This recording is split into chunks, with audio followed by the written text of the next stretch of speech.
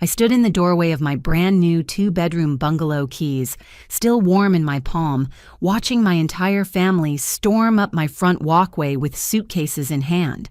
My mother's voice cut through the evening air like a blade. "Burley, thank goodness you bought something big enough for all of us." My stomach dropped as I realized what was happening.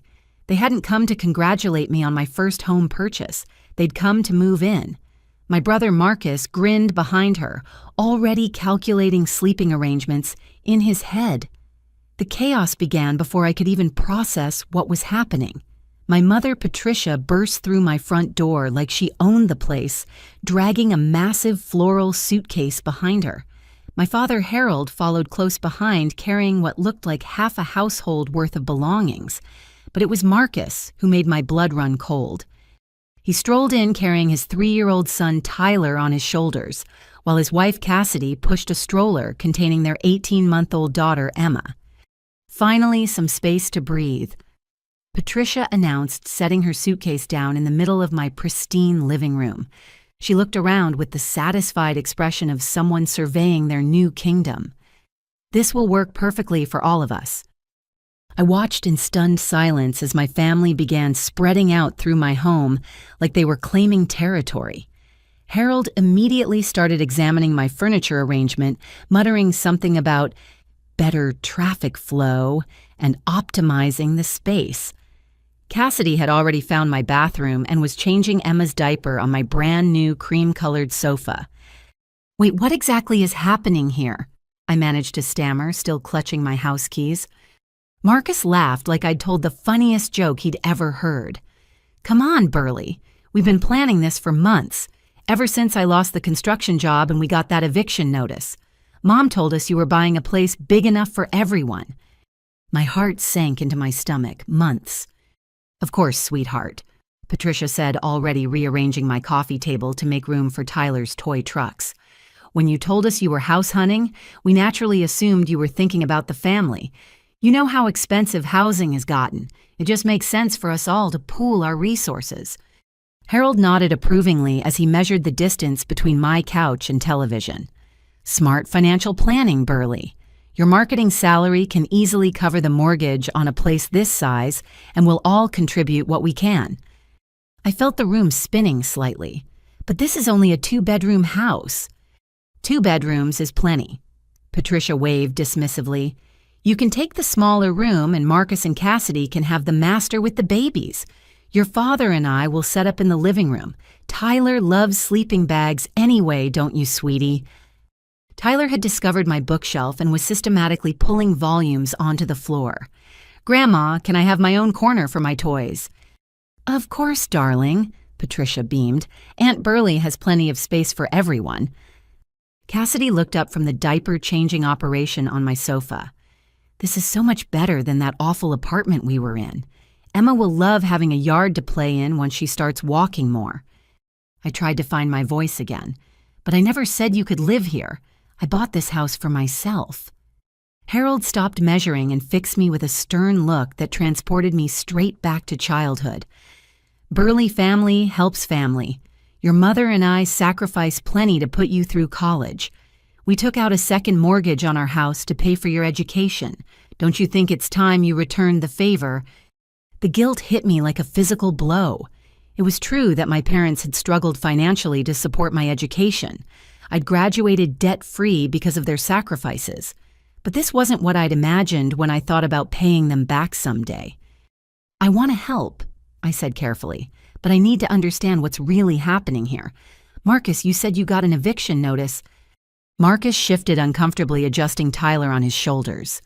"Yeah, well, things got tight after the layoffs at the construction company. We got behind on rent and the landlord got nasty about it. So we figured it was time to make a change anyway." "How behind?" I asked. "Just a couple months," Cassidy said quickly, but I caught the look Marcus shot her. "The point is," Patricia interrupted, "we're all here now and we're family. Families stick together during difficult times. Your brother needs support right now and you're in a position to provide it." Harold pulled out a small notebook and started jotting down numbers. Let's see, your mortgage payment is probably around $2,000 a month on a place like this. Split 7 ways, that's less than $300 per person. Very reasonable. 7 ways, I echoed. Well, the children don't count, obviously, Patricia explained. But the 4 adults can certainly handle the expenses together. I watched Marcus set Tyler down and immediately begin exploring my kitchen cabinets. The little boy opened every drawer and door he could reach, leaving them hanging open in his wake. Emma had started crying in her stroller, and Cassidy was rummaging through what appeared to be a massive diaper bag, spreading supplies across my dining table. I need everyone to stop for a minute, I said, raising my voice slightly. This is my house. I just bought it. Today. I haven't even finished moving in my own belongings yet. Patricia's expression shifted to one of hurt disappointment. Burley, I'm surprised at you. Here we thought you'd be excited to finally have space for family gatherings and holidays. Remember how cramped it always was at our old house? But you still have your house, I pointed out. Harold and Patricia exchanged a look that made my stomach clench with dread. Actually, sweetheart, we've been meaning to talk to you about that, Patricia said gently. Your father's retirement isn't going as well as we'd hoped. The medical bills from his heart procedure last year really set us back. We're thinking of downsizing significantly. Possibly selling altogether, Harold added. The property taxes alone are killing us. I felt like I was drowning in information that kept getting worse. So, everyone needs a place to live. Temporarily, Marcus said quickly. Just until I get back on my feet, maybe find something in a different field since construction work is so unreliable. How temporarily? I asked. Another uncomfortable silence filled the room. Well, Cassidy said slowly, with the new baby coming, we're hoping to get settled somewhere stable for a while. New baby. The words came out as barely a whisper. Cassidy's hand moved protectively to her stomach, and I noticed for the first time that she was wearing loose-fitting clothes. I'm about 3 months along. We haven't announced it officially yet, but since we're all going to be living together, the room felt like it was tilting sideways. Not only had my entire family moved into my house without asking, but they were planning to stay indefinitely and add another baby to the mix. Tyler had found my refrigerator and was trying to climb onto a chair to reach something on top of it. Harold immediately went to help him, acting like he lived here already. Maybe we should discuss this more tomorrow, I suggested weakly, after everyone has had time to think. Nothing to think about, Patricia said firmly. We're family, and families take care of each other. Your brother made some mistakes, sure, but that's no reason to turn our backs on him. Besides, this arrangement will benefit everyone. You'll have help with the mortgage, and we'll all have a stable place to live. Marcus had found my pantry and was already making himself a sandwich. Plus, Tyler will love having his aunt around all the time. Won't you, buddy? Tyler cheered enthusiastically, still trying to climb my kitchen furniture. I realized with growing horror that my family wasn't just assuming they could move in. They'd already moved in. The discussion was over before it had even begun. The next morning, I woke up on my own couch. Somehow, overnight, I'd been displaced from my own bedroom. Patricia had gently but firmly suggested that since Marcus and Cassidy needed space for the baby's crib and Tyler's travel bed, it made more sense for me to use the living room temporarily. The smell of bacon filled the air, and I could hear my mother humming in the kitchen like she'd been cooking breakfast in my house for years. Harold was sitting at my dining table reading news on his tablet, completely at home in his bathrobe and slippers. Tyler was playing with blocks on the floor next to my coffee table, and Emma was babbling happily in a high chair that definitely hadn't been in my kitchen yesterday. "Good morning, sleepyhead," Patricia called cheerfully when she saw me sitting up. "I made everyone breakfast. Your refrigerator was practically empty, so I had Marcus run to the store early this morning." I rubbed my eyes, still trying to process how completely my life had changed in 12 hours. "You went shopping." Marcus emerged from the kitchen carrying a plate loaded with eggs, bacon, and toast. "Had to get some basics. Don't worry, I kept track of what I spent. We can settle up later." "We'll need to set up a household budget anyway," Harold said without looking up from his tablet. "Pool all the income and expenses together. Much more efficient than trying to split every little purchase. I stood up slowly, my back aching from the couch cushions. I think we need to have a serious conversation about this whole situation. Patricia's face immediately fell into an expression of wounded concern. Oh, honey, are you having second thoughts about helping your family? It's not about helping, I tried to explain. It's about the way this is all happening. Nobody asked me if I wanted roommates. Roommates? Patricia's voice carried a note of hurt that made me feel instantly guilty. Burley, we're not roommates, we're your family. Harold finally looked up from his tablet, fixing me with the same disappointed stare that had convinced me to quit piano lessons when I was 12, because the money was needed for Marcus's soccer equipment. Your mother and I have been talking, he said solemnly. We're concerned about the attitude you seem to be developing since you got this job and moved away. Success is wonderful, sweetheart, but it shouldn't make you forget where you came from. The familiar weight of childhood guilt settled over my shoulders like a heavy blanket. This was exactly how conversations had gone my entire life. Any time I'd wanted something different from what the family expected, I'd been made to feel selfish and ungrateful. I remember when you were Tyler's age. Patricia continued, her voice taking on the nostalgic tone she used when she wanted to make a point about family loyalty. You used to cry whenever we left you with a babysitter because you wanted to be with family. You said family was the most important thing in the world. Cassidy emerged from the bathroom looking pale and exhausted. Morning sickness is really hitting hard this time around, she explained weakly. Burley, would it be okay if I lay down on your couch for a few minutes? I looked at the couch where I'd just spent an uncomfortable night and felt a flash of irritation. That's where I've been sleeping. Oh, Cassidy's eyes filled with tears. I'm sorry, I just feel so awful. Marcus said you wouldn't mind if I rested there sometimes during the day. What Marcus meant, Patricia interjected smoothly, is that we'll all need to be flexible and considerate while we adjust to living together. Cassidy's carrying our grandchild Burley. Surely you can find somewhere else to relax during the day. I felt trapped between my natural desire to help someone who was feeling sick and my growing frustration at being treated like a guest in my own home. Of course, I heard myself saying, Cassidy, you can rest wherever you need to. See, Patricia beamed. I knew you'd be understanding. Family takes care of family. Harold returned to his tablet, pulling up what looked like a spreadsheet. I've been running some numbers on household expenses. Your salary is quite impressive, Burley. You should be able to cover the mortgage, utilities, and groceries without too much strain. My salary? I stared at him. How do you know what I make? Marcus mentioned the general range when he was telling us about your promotion, Harold said casually. Don't worry, we're not expecting you to carry the whole financial burden alone.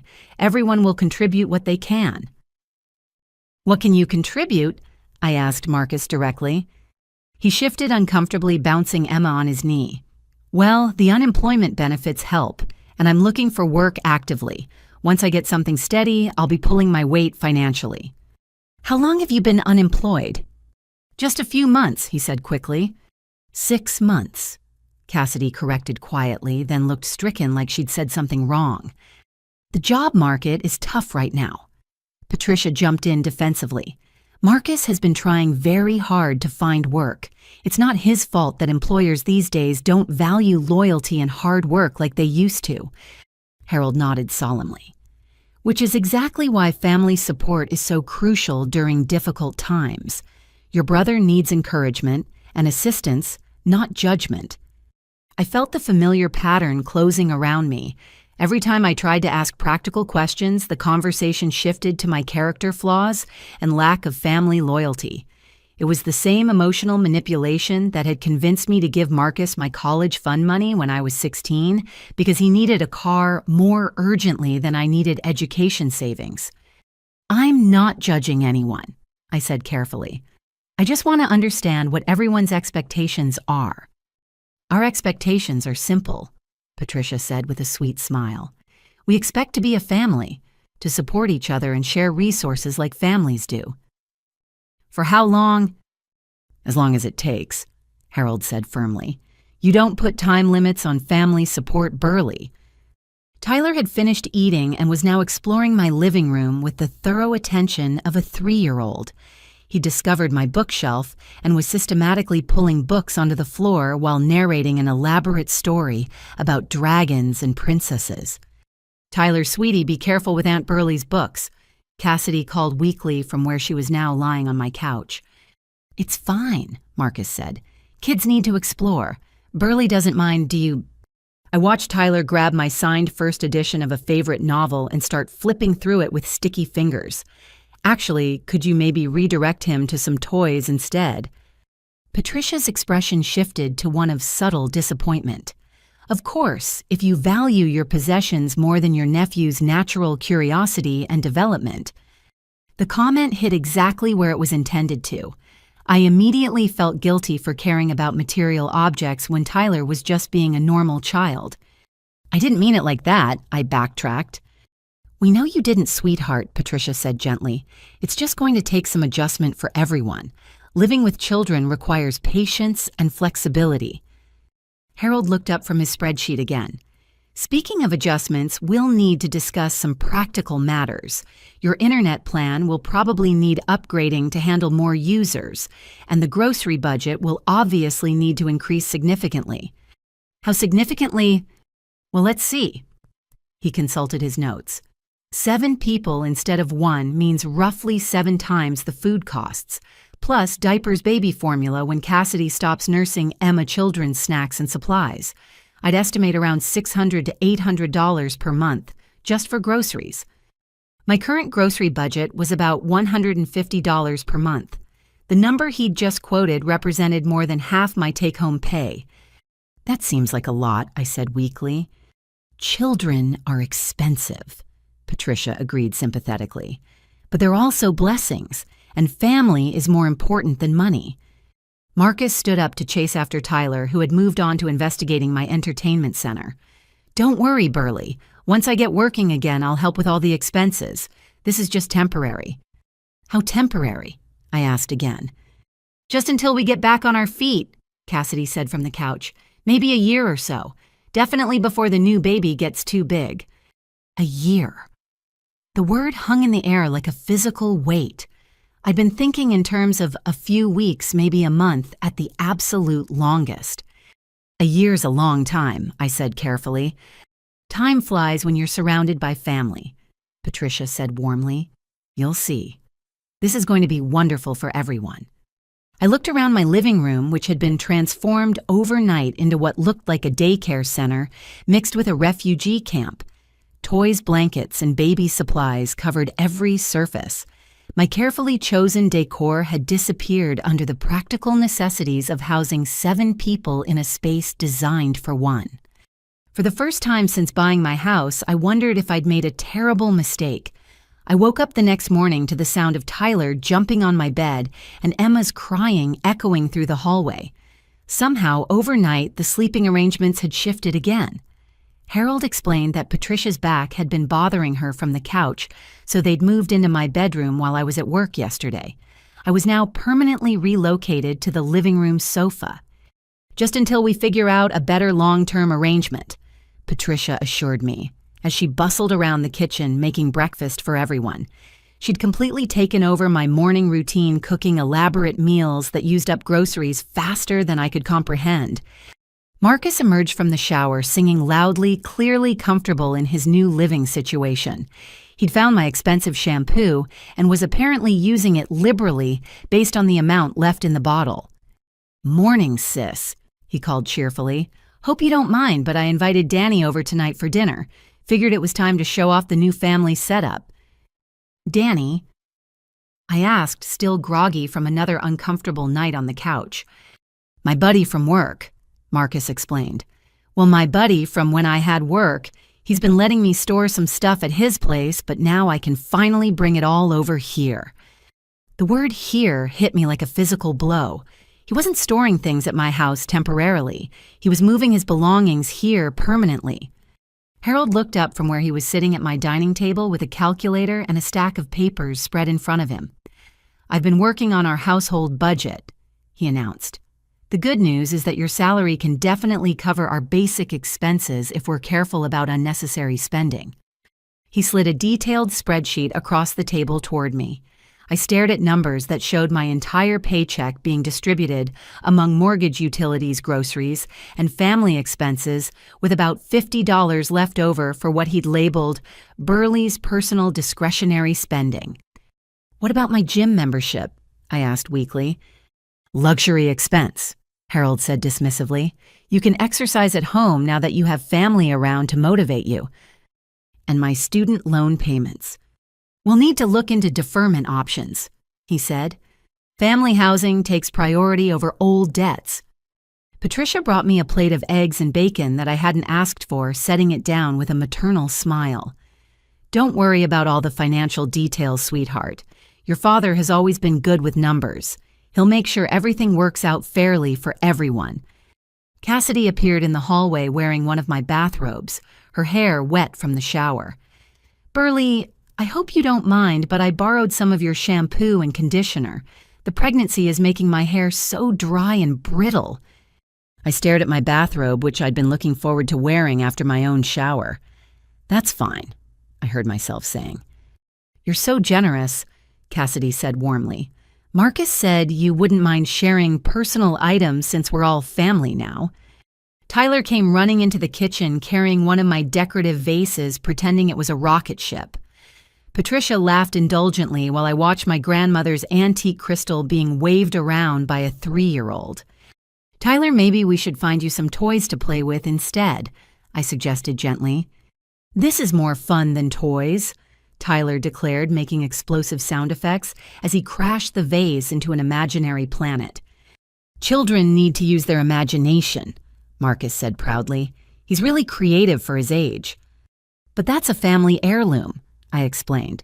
"It belonged to my grandmother." Patricia's expression shifted to one of gentle disappointment. "Of course, if material possessions mean more to you than your nephew's happiness and development, we can find something else for him to play with." The familiar guilt washed over me again. How could I prioritize an object over a child's joy? What kind of person worried about antiques when family was involved? "It's okay," I said quickly. "Tyler can play with whatever he wants." "See," Patricia beamed, "I knew you'd remember what's really important." Harold returned to his financial planning with renewed enthusiasm.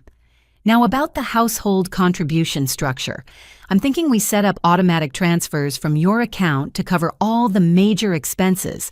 Then everyone contributes what they can for extras." "What can everyone else contribute?" I asked. "Well," Harold consulted his notes. "Marcus will contribute his unemployment benefits, which should cover about $300 per month toward groceries. And the rest of you—" An uncomfortable silence filled the kitchen. "Your mother and I are on fixed incomes," Harold said carefully. "Social Security doesn't leave much room for additional expenses." "I'm pregnant and taking care of 2 small children," Cassidy added defensively. "I can't exactly go get a job right now." I looked around at my family, slowly realizing that I was expected to financially support 7 people on my single income. "This seems unsustainable," I said quietly. Marcus stopped making his sandwich and fixed me with a hurt expression. "Burley, I thought you wanted to help family. Are you saying you'd rather see your brother and his children homeless than share some of your success?" "That's not what I'm saying." "Then what are you saying?" Patricia's voice carried a note of wounded confusion.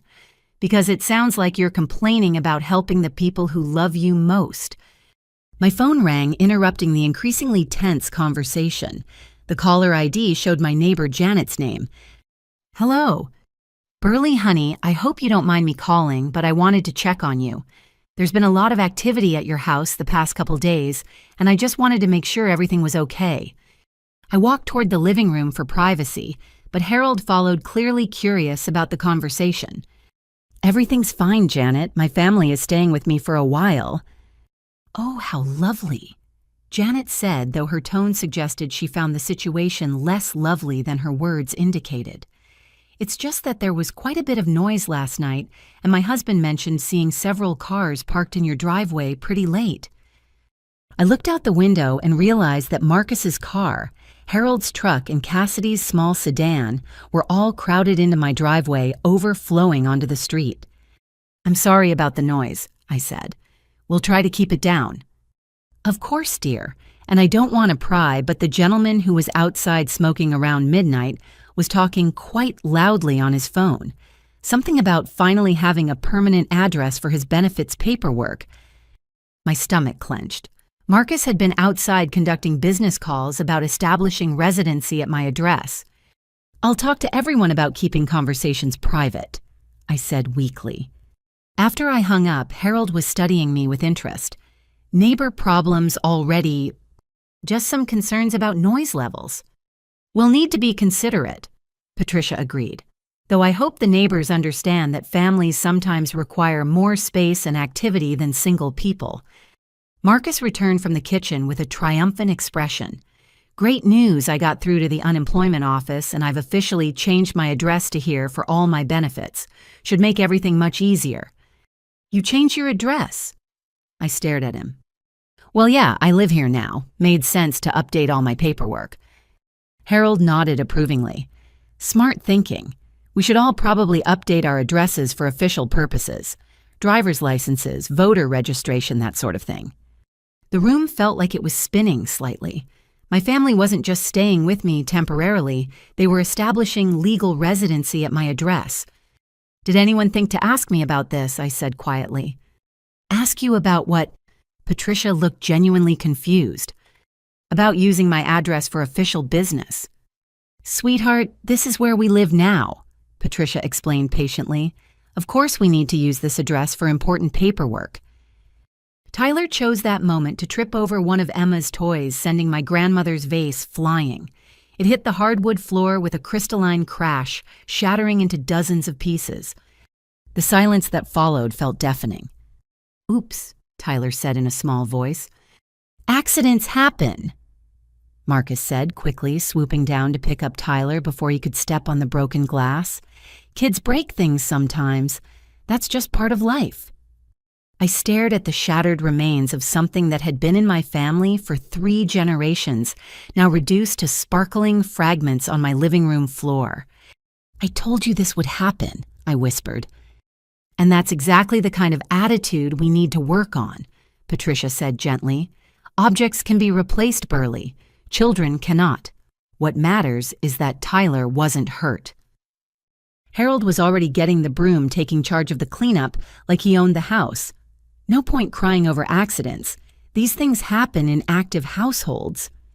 I watched him sweep up pieces of my grandmother's vase while my family continued their morning routines as if nothing significant had occurred. The message was clear.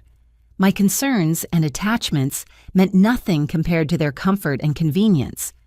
As Marcus headed toward the door to meet his friend Danny and collect more of his belongings, he called over his shoulder, "Oh, and Burley, Danny's bringing his girlfriend Sierra tonight too. Hope you don't mind a few extra people for dinner." The door closed behind him, leaving me standing among the fragments of crystal and the growing realization that my life had been completely taken over by people who seemed to believe they had every right to do so. The sound of a large truck backing into my driveway woke me from the restless sleep I'd managed to get on the couch. Through the window, I could see Marcus directing a friend in a pickup truck as they maneuvered around the cars already crowding my small front yard.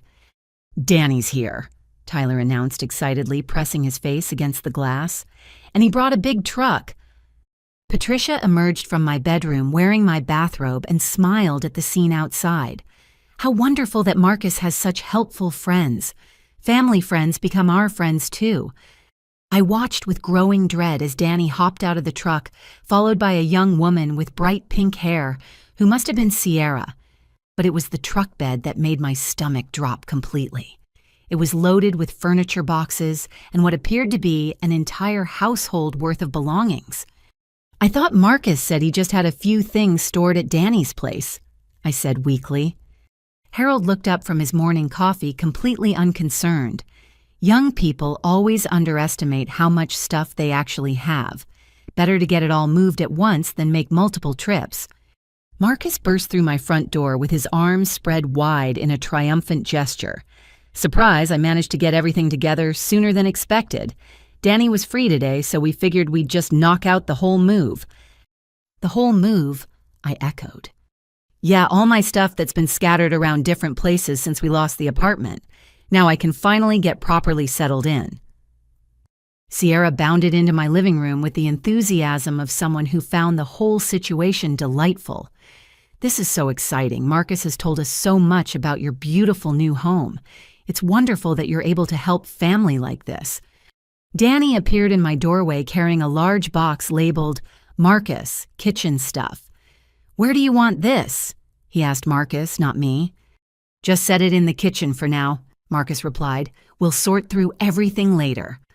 I watched strangers carry my brother's belongings into my house while my family acted like this was a perfectly normal occurrence. Harold had already gone outside to help direct the unloading process, and Patricia was bustling around making coffee for everyone. How much stuff is there? I asked Marcus quietly. Not too much, he said evasively. Just the essentials we need to get back on our feet. Through the window, I could see Danny and Harold carrying what appeared to be a full-sized refrigerator toward my front door.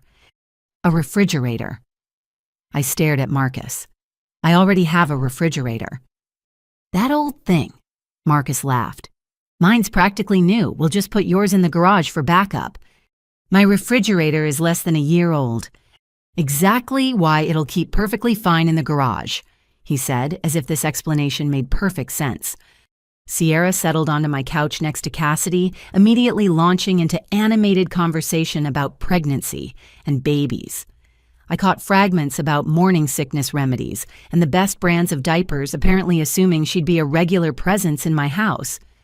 Tyler was following the moving process with intense interest, asking Danny questions about truck engines and helping carry lighter items that he probably shouldn't have been handling.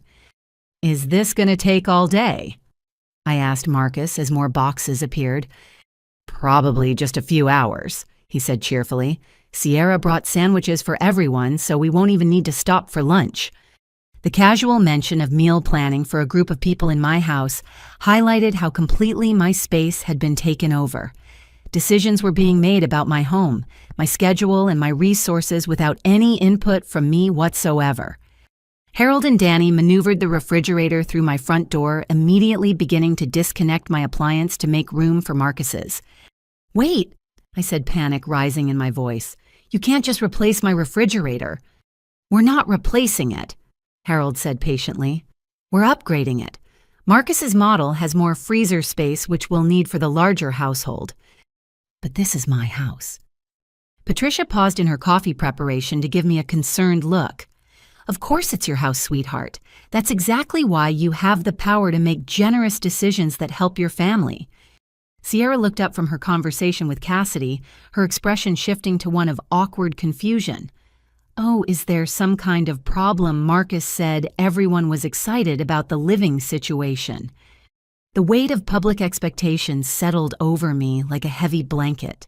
How could I explain that my family had moved into my house without permission, while standing in front of their friends who clearly believed I was a generous person, helping family in need? No problem, I heard myself saying, just adjusting to having more people around. It's such a beautiful thing when families support each other, Sierra said warmly. My family could never coordinate something like this. You're all so lucky to be close. Danny appeared carrying another box, this one labeled Marcus, Important Papers. Where's the best place for documents and stuff? He asked Marcus. Probably Burley's office, Marcus replied. She's got file cabinets and everything set up already. My office. I followed them down the hallway, watching Danny set the box down next to my desk. Just temporarily, Marcus assured me, until I get my own filing system organized. I stared at the box sitting in my carefully organized workspace, representing yet another intrusion into my personal space. My home office had been my sanctuary, the one place where I could work quietly and maintain some sense of order. How much more is there? I asked, watching Danny head back outside. Just the furniture and a few more boxes, Marcus said. Oh, and my tools. I kept all my construction equipment because I'll need it when I start working again. Through the window, I could see Harold and Danny beginning to unload what appeared to be a complete workshop worth of power tools, toolboxes, and construction materials. Where exactly are you planning to store construction tools? The garage, obviously, Marcus said. That's where tools belong. I use the garage for my car. Well, you can park in the driveway, he said reasonably. Tools need to be protected from the weather. I realized that my car was going to be permanently displaced to make room for Marcus's belongings, just like I'd been displaced from my own bedroom. Patricia appeared with coffee for Danny and Sierra, playing the perfect hostess in my living room. It's so wonderful to see young people helping each other, she told Danny. Marcus is lucky to have such good friends. Marcus is great, Danny replied, always willing to help out when someone needs it. Like when I needed a place to crash for a couple weeks last year. You stayed with Marcus, I asked. Yeah, him and Cassidy were super cool about it. Family helps family, you know. The irony wasn't lost on me that Marcus had apparently housed his friend when Danny needed help, but had never asked my permission before moving his entire family into my home. Sierra was taking photos of Tyler and Emma playing together, apparently documenting the happy family scene for social media. This is going on Instagram, she announced. Everyone's going to love seeing Marcus finally settled in a beautiful place. My stomach clenched as I realized that my personal living situation was about to be broadcast to Marcus's entire social network. People would see my house, my family, and assume I'd willingly chosen this arrangement. Cassidy looked up from playing with Emma, her expression suddenly concerned. Burley, you look a little pale. Are you feeling okay? All eyes turned to me, and I felt the familiar pressure to minimize my discomfort for the sake of family harmony. I'm fine, I said automatically, just tired. You should get more rest, Patricia suggested kindly. It takes time to adjust to a busier household. Harold and Danny had moved on to unloading what appeared to be an entire bedroom set, dresser nightstand and a queen-sized bed frame. Where is that going? I asked weakly. The master bedroom, Marcus replied. Our old bed was pretty beat up. This one's much nicer. But my bed is already in the master bedroom. We'll move yours to the guest room, he said, as if this was a perfectly reasonable solution to a problem I didn't know existed. I watched my furniture being rearranged by people who had been in my house for less than 3 days, making permanent changes to accommodate their preferences and belongings. Sierra took another photo, this one of the entire group working together to move furniture. This is so heartwarming, she said. Marcus, your sister is amazing for doing this. The word doing implied choice and intention that I'd never actually exercised. But standing there, surrounded by witnesses, I couldn't figure out how to explain that none of this had been my decision without sounding like a terrible person.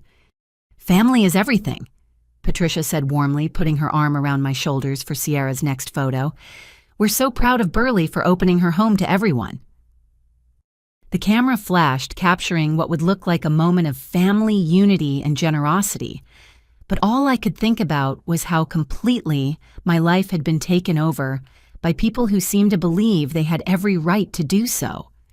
As Danny and Harold carried my bed frame out of what used to be my bedroom, I realized that I no longer had any private space left in my own house.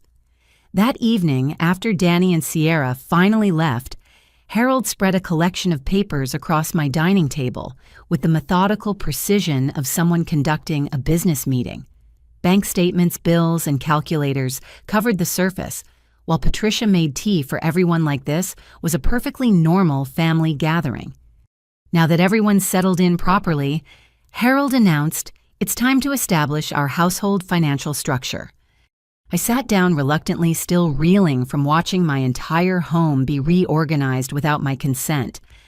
Marcus was on the floor assembling Tyler's new toy box in what used to be my living room, while Cassidy fed Emma in the kitchen. Harold pulled out a yellow legal pad covered in his neat handwriting. I've calculated all our monthly expenses, and the good news is that everything is manageable with proper planning. He slid the first sheet toward me, The numbers showed my mortgage payment, utilities, insurance, and a grocery budget that made my eyes widen. At the bottom in red ink was my monthly salary with deductions for taxes and benefits. As you can see, Harold continued, your take-home pay of $4,200 per month covers all our basic needs with room for modest savings. Our basic needs. I stared at the breakdown. This budget assumes I'm supporting 7 people. Well, yes, Harold said patiently. That's the reality of our situation. Patricia set a cup of tea in front of me with a gentle smile. It's wonderful that you're in a position to help, sweetheart. Not everyone is blessed with such a good income. The phone rang before I could respond. Patricia answered it cheerfully, and I heard her say, "Oh, Ruth, how lovely to hear from you." Ruth was my mother's oldest friend, someone who'd known me since childhood. Patricia immediately put the call on speaker, settling back into her chair with obvious pleasure. I just had to call after seeing Sierra's photos on Facebook. Ruth's voice filled the room. Patricia, you must be so proud of Burley for opening her home to the whole family. My stomach dropped. The photos were already circulating on social media. We absolutely are. Patricia beamed. Burley has such a generous heart. She insisted that we all move in together so we could support Marcus during this difficult time. Insisted. I stared at my mother, but she was focused entirely on her conversation with Ruth. It's such a beautiful thing when families stick together, Ruth continued. In my day, this is exactly how families handled hard times. Multiple generations living together, sharing resources, supporting each other. Harold nodded approvingly while making notes on his legal pad. Ruth's absolutely right. This arrangement benefits everyone involved. And Marcus seems so much more hopeful in the photos, Ruth added. Having family support must mean everything to him right now. It does, Patricia agreed warmly. He's already talking about looking into trade school programs now that he has stable housing. This was the first I'd heard about trade school, but Harold was already making notes about educational expenses in his budget calculations. Well, you give that wonderful daughter of yours my love, Ruth said.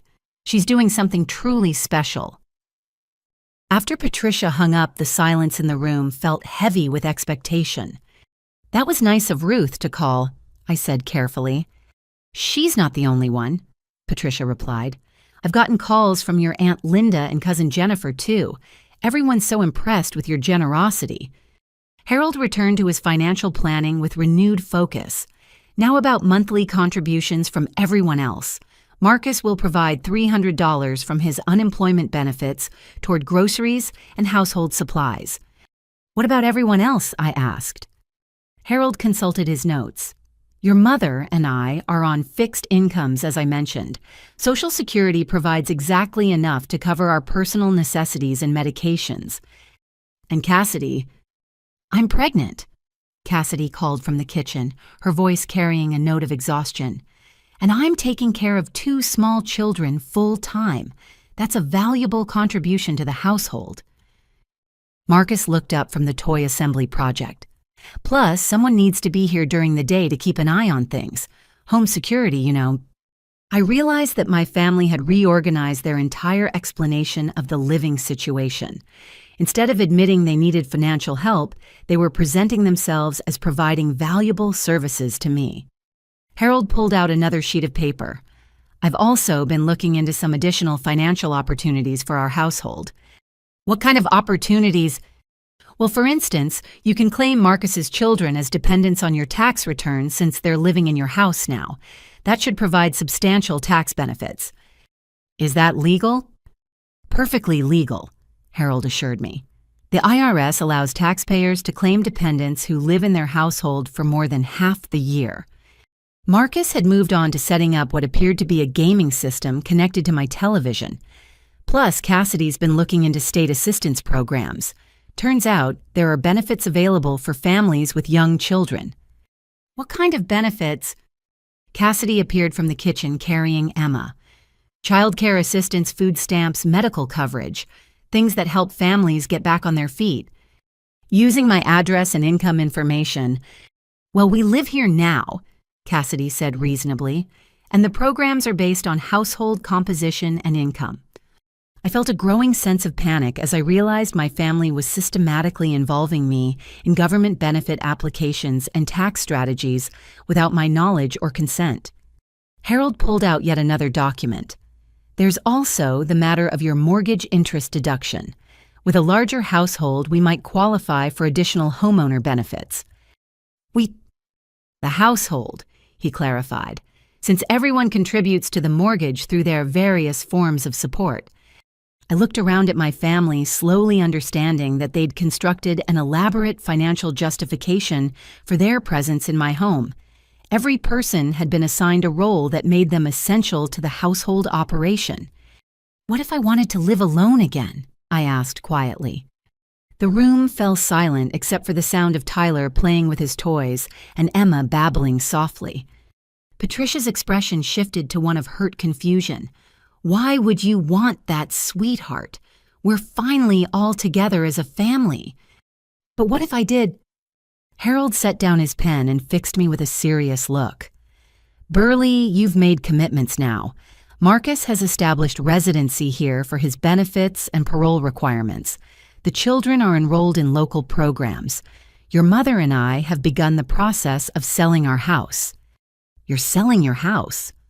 The words came out as barely a whisper. The property taxes alone were becoming unmanageable, Patricia explained. Plus the maintenance costs on such an old place. It makes much more sense for us to contribute to this household instead. Marcus looked up from connecting cables to my television. Besides, breaking up the family now would be really hard on Tyler and Emma. They love it here. As if on cue, Tyler ran over and threw his arms around my legs. Aunt Burley, will you read me a bedtime story tonight? Looking down at his hopeful face, I felt the familiar trap of guilt and obligation closing around me. How could I disrupt his sense of security and happiness? Of course, I heard myself saying. Patricia smiled warmly. See, this is exactly what family is supposed to feel like.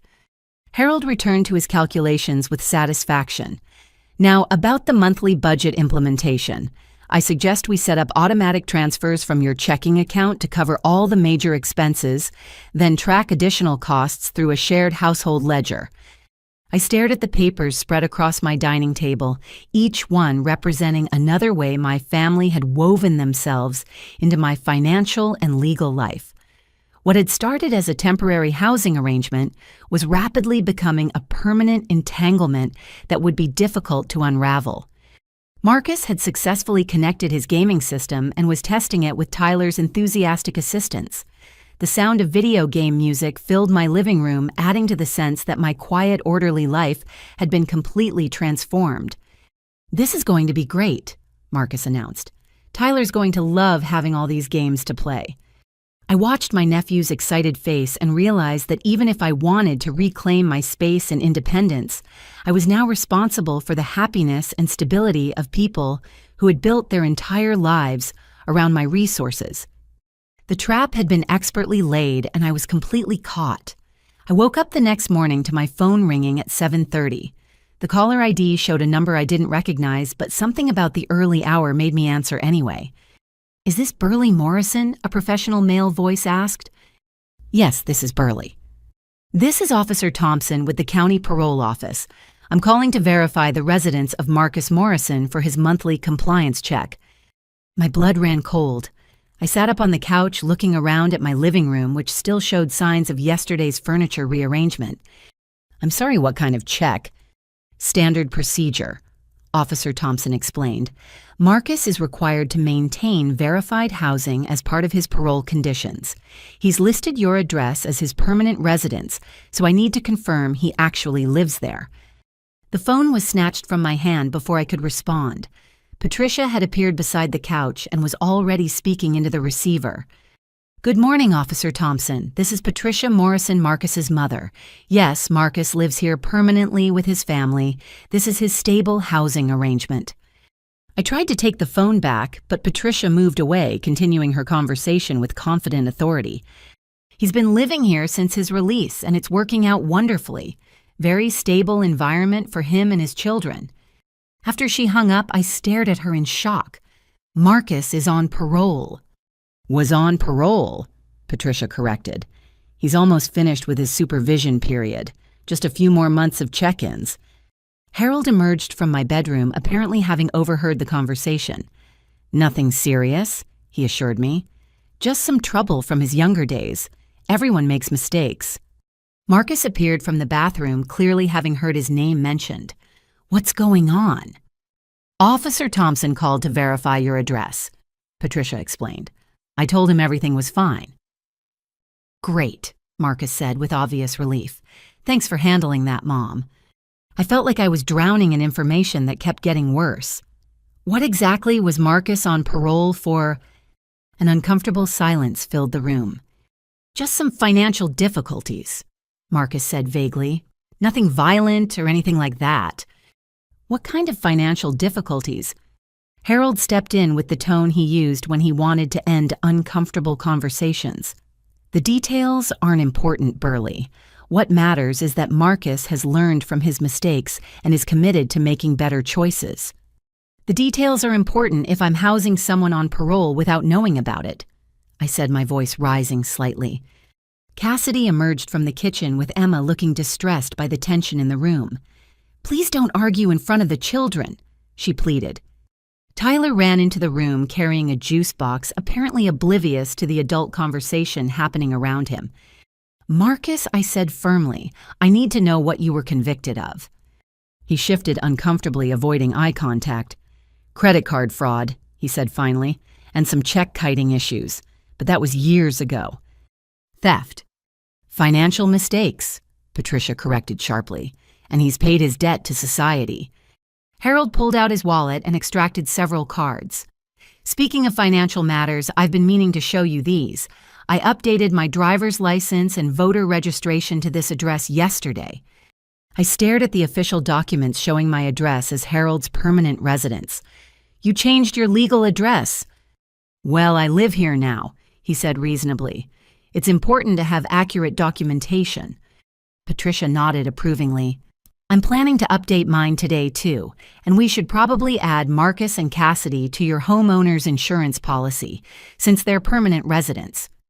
The room felt like it was tilting sideways. My family wasn't just staying with me temporarily, they were establishing legal residency and involving me in insurance policies without my consent. What about your old house? I asked weakly. I told you we're selling it, Patricia replied. In fact, the realtor is coming by this afternoon to take listing photos. My phone rang again. This time it was a number I recognized as my mortgage company. Hello. Ms. Morrison, this is Janet from Premier Mortgage. I'm calling because we've received some inquiries about adding additional residents to your homeowner's insurance policy. I wanted to verify these changes with you directly. I looked around at my family, all of whom were watching the conversation with interest. What kind of changes? Adding 4 adult residents and 2 minor children to your policy coverage. The request came through your insurance agent this morning. I didn't request any changes. Oh, Janet sounded confused. The caller identified himself as Harold Morrison and said he was your father calling on your behalf. Harold had the grace to look slightly embarrassed, but not apologetic. Let me call you back, I told Janet, hanging up quickly. Harold, you can't make changes to my insurance policy.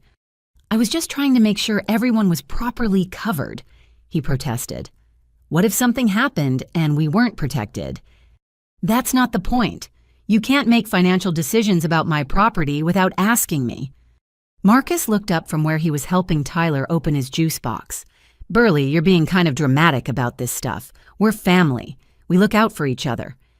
Looking out for each other doesn't mean changing legal documents without permission. Patricia sat down next to me on the couch with the patient expression she used when she thought I was being unreasonable.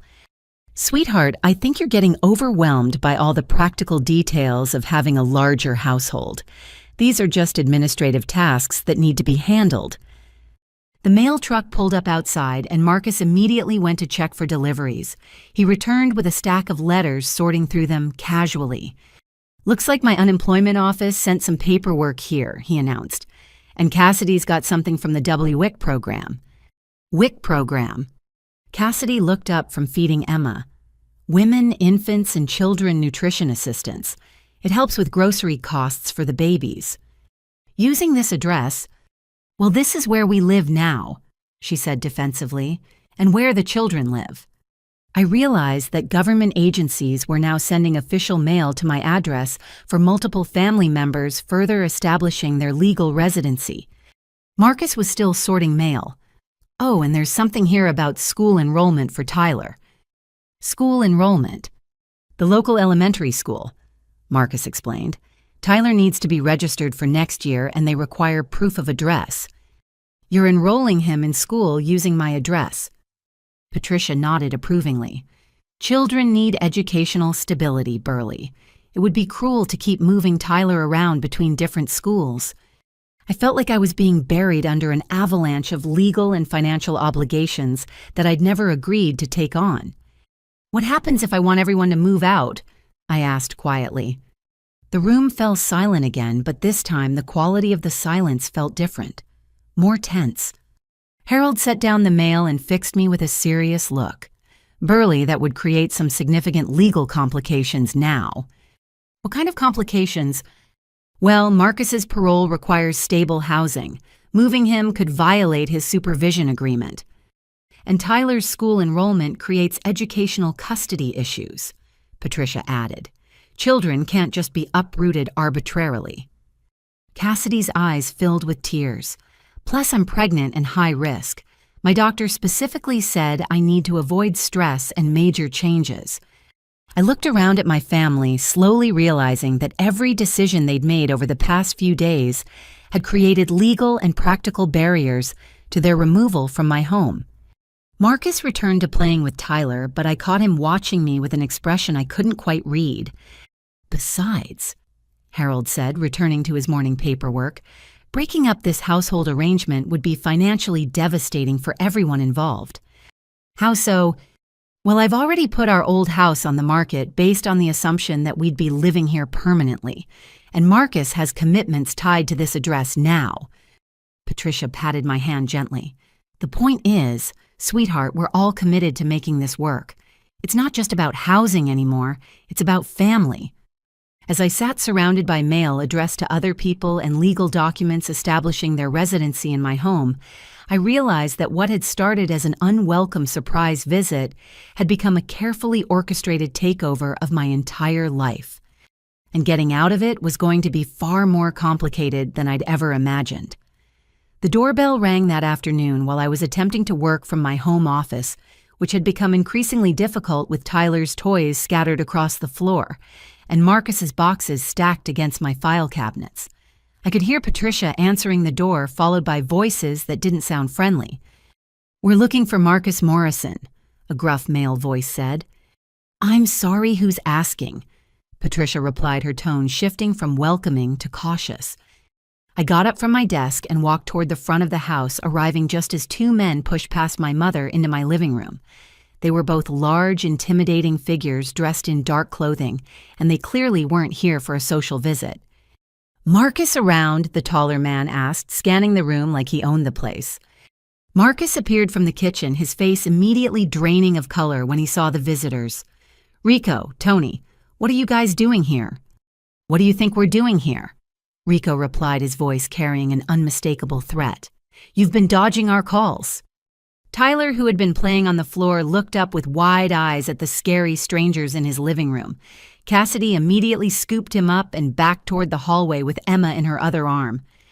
"Can we talk about this outside?" Marcus asked nervously. "We can talk about it right here," Tony said, settling himself onto my couch without invitation. "Nice place you got here.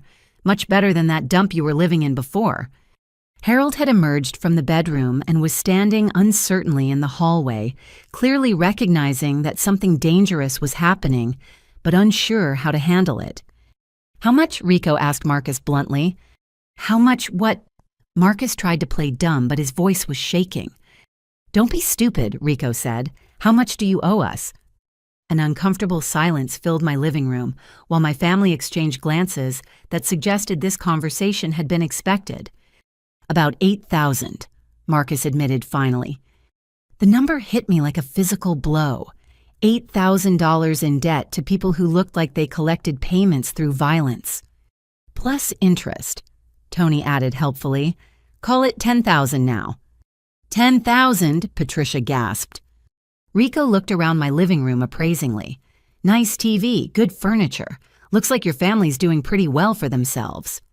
This isn't Marcus's house, I said quickly, stepping forward. This is my home. Both men turned their attention to me for the first time, and I immediately regretted speaking up. You're the sister, Rico said, not asking. Marcus told us all about his generous family member with the good job in the new house. Marcus has been telling people about me. Had to explain how he was going to pay us back, Tony explained. Said his sister would help out since she's family and all. I stared at Marcus in horror. You told them I would pay your gambling debts. I didn't exactly say that, Marcus protested weakly.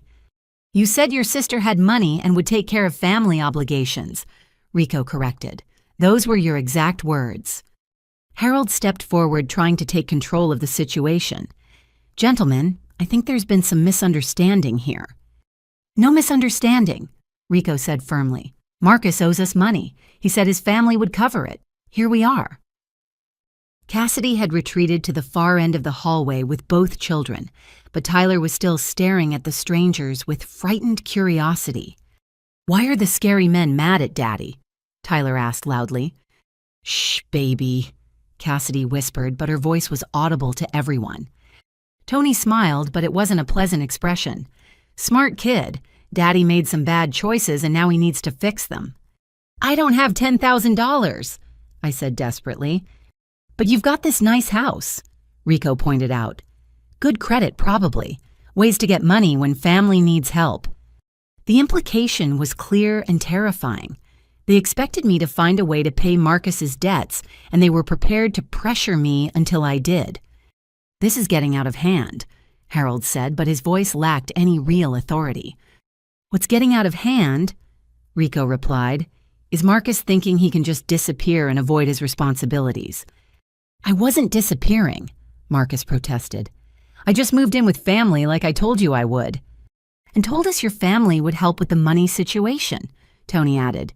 So here we are talking to family. Patricia had been silent during most of this exchange, but now she stepped forward with the expression she used when she was about to blame someone for family problems. Burley, surely you can help your brother out of this difficulty, she said. Family sticks together during emergencies. I couldn't believe what I was hearing. My mother was suggesting I pay $10,000 to dangerous criminals because my brother had gambling problems.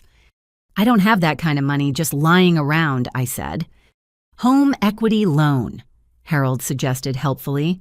You've got plenty of equity in this place. Rico nodded approvingly. Smart man, houses are good for getting cash when you need it.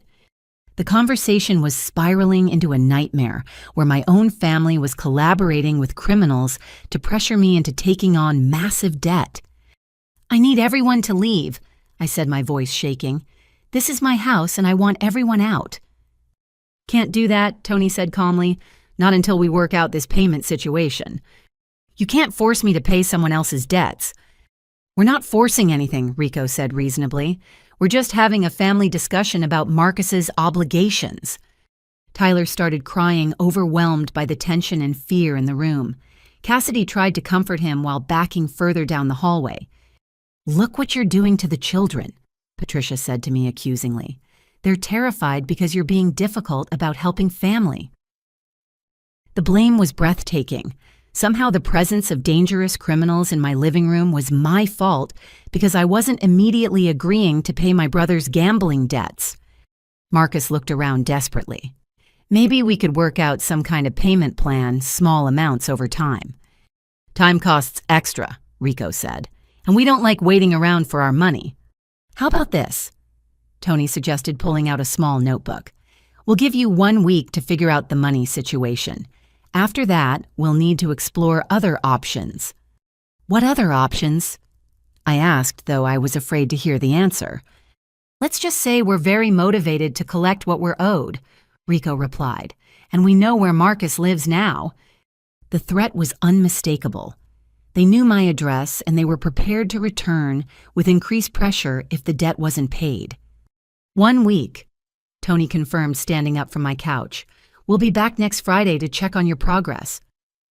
As they moved toward my front door, Rico turned back to Marcus. Smart move getting your family involved. Makes everything much easier for everyone. After they left, the silence in my living room felt deafening. Tyler was still crying. Cassidy was trying to calm both children, and my parents were looking at me with expectant expressions like I was supposed to solve this problem immediately. Well, Harold said finally, I guess we need to look into that home equity loan sooner than expected. I stared at my family, slowly realizing that they fully expected me to borrow money against my house to pay off Marcus's gambling debts to dangerous criminals. And somehow this was being presented as just another family obligation I was supposed to handle without complaint. The next morning, I woke up to my neighbor Janet standing on my front porch at 7 a.m, looking more serious than I'd ever seen her. Through the window, I could see she was holding some kind of official-looking document. Burley, honey, I'm so sorry to bother you this early, but we need to talk, Janet said when I opened the door. Behind her, I noticed several other neighbors gathered on the sidewalk, apparently waiting to see how this conversation would go. What's wrong? I asked, though I had a sinking feeling I already knew. Janet held up the document, which turned out to be a letter on HOA letterhead. The Homeowners Association received multiple complaints yesterday about the incident at your house. Incident. The men who were shouting threats in your driveway, she explained gently. Several neighbors heard them talking about money and making remarks about your property. My stomach dropped as I realized the entire neighborhood had witnessed Rico and Tony's visit. Ms. Crawford asked me to deliver this as the neighborhood welcoming committee chair, Janet continued. It's a formal violation notice. I took the letter with shaking hands. The official language cited disturbances of the peace, suspected criminal activity, overcrowding violations, and threats to community safety. Patricia appeared behind me in my bathrobe, immediately taking charge of the situation. Good morning, Janet, she said warmly. I'm Burley's mother, Patricia. I'm sure we can clear up any misunderstandings about yesterday. Janet looked uncomfortable. Mrs. Morrison, I don't think this is a misunderstanding. Several neighbors witnessed men making threats about debt collection and property damage. Family disagreements sometimes get heated, Patricia explained dismissively, but everything's been resolved now. The HOA doesn't consider debt collectors a family matter, Janet replied firmly, and we have particular concerns about the number of people currently residing at this address. Harold emerged from my bedroom, apparently having overheard the conversation. How many people live here isn't really the neighbor's business. Actually, it is, Janet said, consulting her copy of the HOA bylaws. Single-family residential properties are limited to immediate family members only. Extended family requires special approval. We're all immediate family, Patricia protested. 7 people in a 2-bedroom house exceeds occupancy guidelines regardless of family relationships, Janet explained. Plus, the parking situation is creating problems for other residents. I looked outside and realized that Marcus's car, Harold's truck, and Cassidy's sedan were indeed taking up most of the available street parking in front of my house and the 2 neighboring properties. We're working on solutions for all these issues, I said weakly. I hope so, Janet replied, because the HOA board is meeting tonight to discuss this situation. If the violations aren't resolved within 30 days, there could be fines or other enforcement actions. After Janet left, I sat at my dining table staring at the violation notice while my family went about their morning routines as if nothing had happened. My phone buzzed with a text message from my coworker, Linda. Saw the craziest video on Facebook. Isn't that your house? With growing dread, I opened Facebook and searched for my address. Sure enough, someone had posted a video taken from across the street showing Rico and Tony's visit to my house. The caption read, "Debt collectors or something worse. This is getting scary in our neighborhood." The video had already been shared dozens of times and had attracted comments ranging from concern to outright suspicion about what was happening at my house. Oh no, I whispered. Marcus looked over my shoulder at the phone screen. That's not good. Not good. I stared at him. This is a disaster. My entire professional reputation is going to be destroyed. Patricia waved dismissively. People love to gossip. It'll blow over in a few days. But my phone was already ringing with a call from my office. My boss, Mr. Anderson, was calling at 8 in the morning, which was never a good sign. Burley, I need you to come in early today. We've had some concerns brought to our attention. What kind of concerns? Let's discuss it when you get here, he said diplomatically, but his tone suggested the conversation wasn't going to be pleasant. Harold looked up from his morning coffee. Work problems already. The video of yesterday's incident is circulating on social media, I explained. My employer probably saw it. So what, Marcus said. It's not like you did anything wrong. Having criminals threaten people at my address creates liability issues for my company, I said, especially since I handle client accounts with security clearance requirements. Cassidy emerged from the bathroom looking pale and exhausted. Could everyone please keep it down? I'm having terrible morning sickness, and the stress isn't helping. See? Patricia said pointedly. This is exactly why we need to handle these situations calmly instead of getting dramatic about them. I stared at my mother, amazed by her ability to reframe everything as my fault. My phone buzzed again with another text, this one from my colleague James. Hey, is everything okay? Someone forwarded me a video that looks like it was taken at your house. Then another message from my friend Sarah. Burley, call me. I saw something online that has me worried about you. The realization hit me that my personal crisis was becoming public knowledge throughout my professional and social networks. I need to go to work and try to handle this, I said, standing up from the table. Don't let them make you feel bad about family obligations, Harold advised. Any decent employer should understand that families face challenges sometimes. Employers don't understand having criminal debt collectors show up at their employees' homes, I replied. Patricia's expression shifted to one of hurt disappointment. Those men weren't criminals, Burley. They were just business associates of Marcus trying to collect a legitimate debt. Legitimate debt from illegal gambling, I pointed out. Everyone makes mistakes, she said firmly. The important thing is that family supports each other through difficult times. As I got ready for work, I could hear Tyler playing in the living room, Emma crying in the kitchen, and Marcus talking loudly on his phone about job applications. The house that had been my peaceful sanctuary just a week ago was now a source of neighborhood complaints, social media controversy, and professional liability. When I came back through the living room, Patricia stopped me with a gentle hand on my arm. Sweetheart, I know this feels overwhelming right now, but you'll see. Once we get through this rough patch, having family close by is going to be the most wonderful thing in your life. I looked at the HOA violation notice still sitting on my dining table, then at the Facebook video playing on my phone, and tried to imagine how any of this could possibly lead to wonderful outcomes. But as I headed out to my car, which was now parked on the street because my garage was full of Marcus's construction tools, all I could think about was how completely my life had been taken over by people who seemed genuinely surprised that there were consequences to their choices.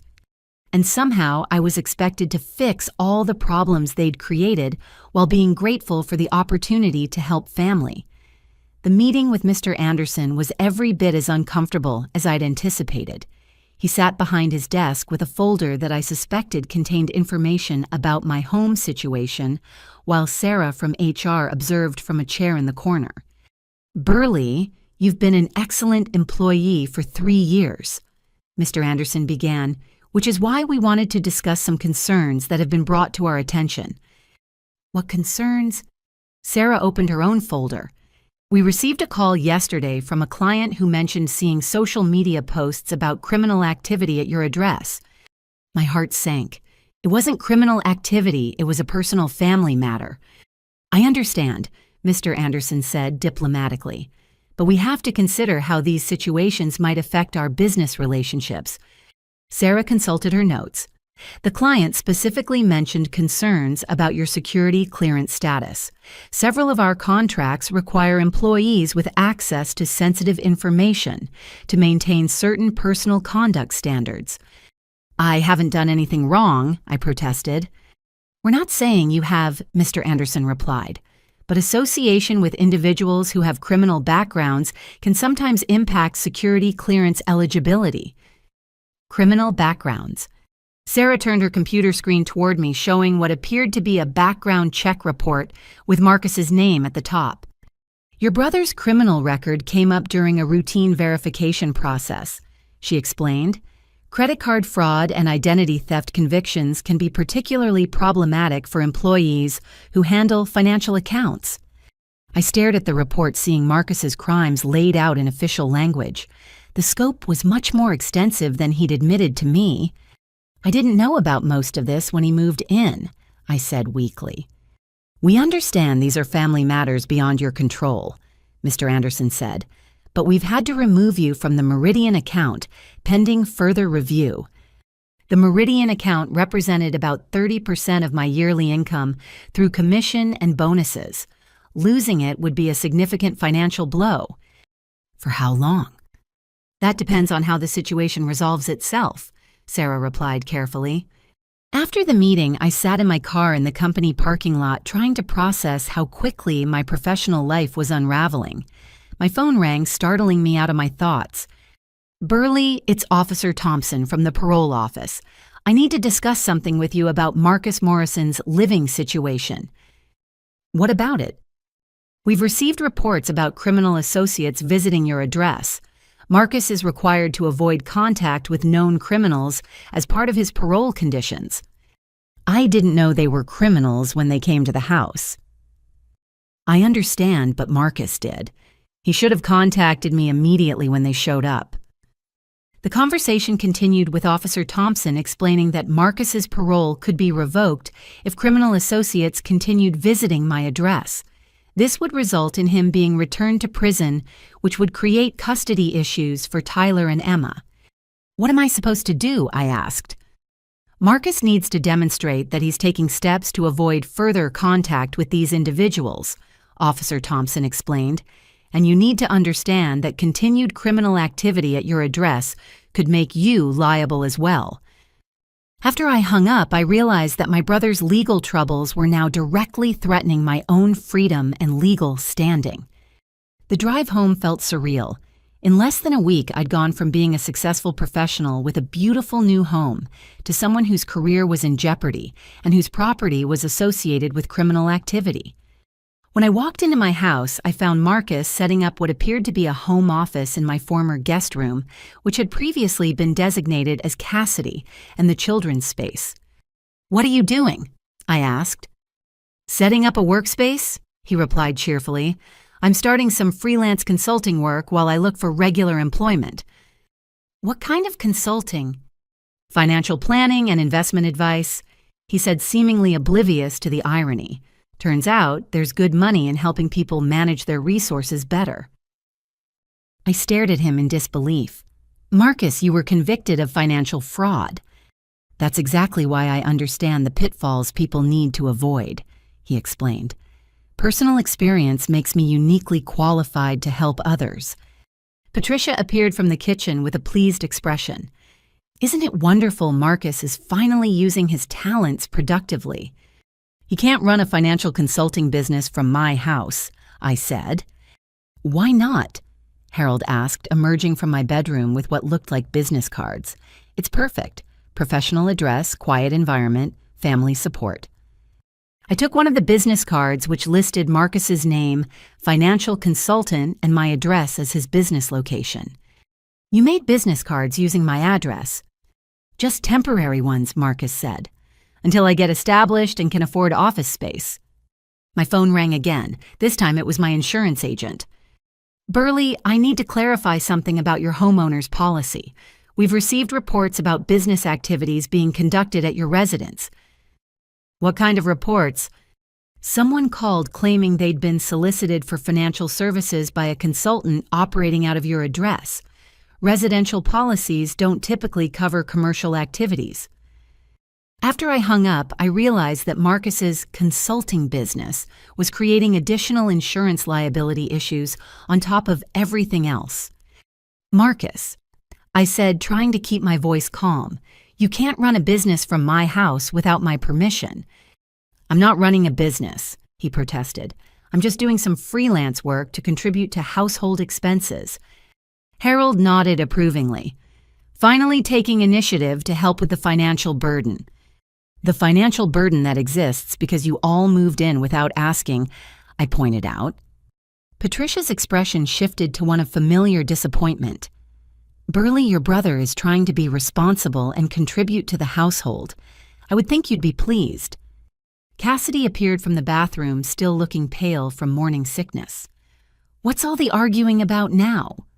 "Burley's upset that Marcus is trying to earn money," Patricia explained. "That's not what I'm upset about," I protested. "Then what?" Cassidy asked wearily. I looked around at my family, all of whom seemed genuinely confused about why I was objecting to having my address used for business purposes without my consent. "I'm upset that decisions keep being made about my property and my life without anyone asking me first," I said. "We're family," Marcus said.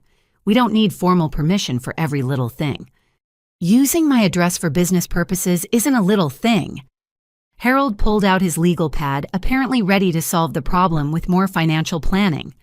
"What if Marcus designates a portion of his earnings specifically for business-related household expenses? That way the commercial activity directly benefits the household." "That doesn't solve the insurance liability issues," I explained. "Then we'll adjust the insurance policy to cover business activities," Harold said reasonably. Problem solved. I realized that for every objection I raised, my family had a solution that involved me taking on more financial responsibility and legal liability. My phone buzzed with a text from my neighbor, Janet. "HOA emergency meeting tonight at 7. Your situation is the main agenda item." Looking around at my living room, which now contained Tyler's toys, Emma's baby equipment, Marcus's business materials, and Cassidy's maternity clothes, I wondered how I was going to explain to my neighbors that none of this had been my choice. But as I watched Tyler carefully coloring a picture that he planned to give me and Emma, taking her first tentative steps while holding onto my coffee table, I realized that extracting myself from this situation was going to hurt innocent children who had done nothing wrong. The trap wasn't just legal and financial anymore. It was emotional, and it was getting stronger every day. I waited until everyone was asleep before making the phone call. It was nearly midnight and the house was finally quiet except for the soft sounds of Harold's snoring from my bedroom and Emma's occasional whimpers from her crib in the hallway. I sat in my car in the driveway, having retrieved the business card that my coworker Linda had given me months ago. Kelly Martinez, private investigator, specialized in family disputes and fraud cases. Kelly Martinez. A professional female voice answered on the second ring. "Ms. Martinez, my name is Burley Morrison. I need help with a family situation that's gotten completely out of control." "What kind of family situation?" I spent the next 20 minutes explaining everything that had happened over the past week. Kelly listened without interrupting, occasionally asking clarifying questions that demonstrated she understood the severity of my predicament. "How quickly do you need documentation?" she asked when I finished. "As quickly as possible. I'm losing my job, my neighbors are filing complaints, and dangerous people know where I live because of my brother's debts." "I can start immediately," Kelly said. "But I want to be clear about what we're dealing with. This sounds like a coordinated effort to establish permanent residency and financial dependency. These patterns don't usually happen by accident." "What do you mean?" "Your family's actions show sophisticated knowledge of tenant rights benefit systems and legal residency requirements. Someone planned this very carefully." The implications of her words made my stomach clench. "You think this was premeditated?" "I think we need to find out. Can you meet me tomorrow after work? I'll need copies of everything. Mortgage documents, insurance policies, any paperwork your family has filed using your address."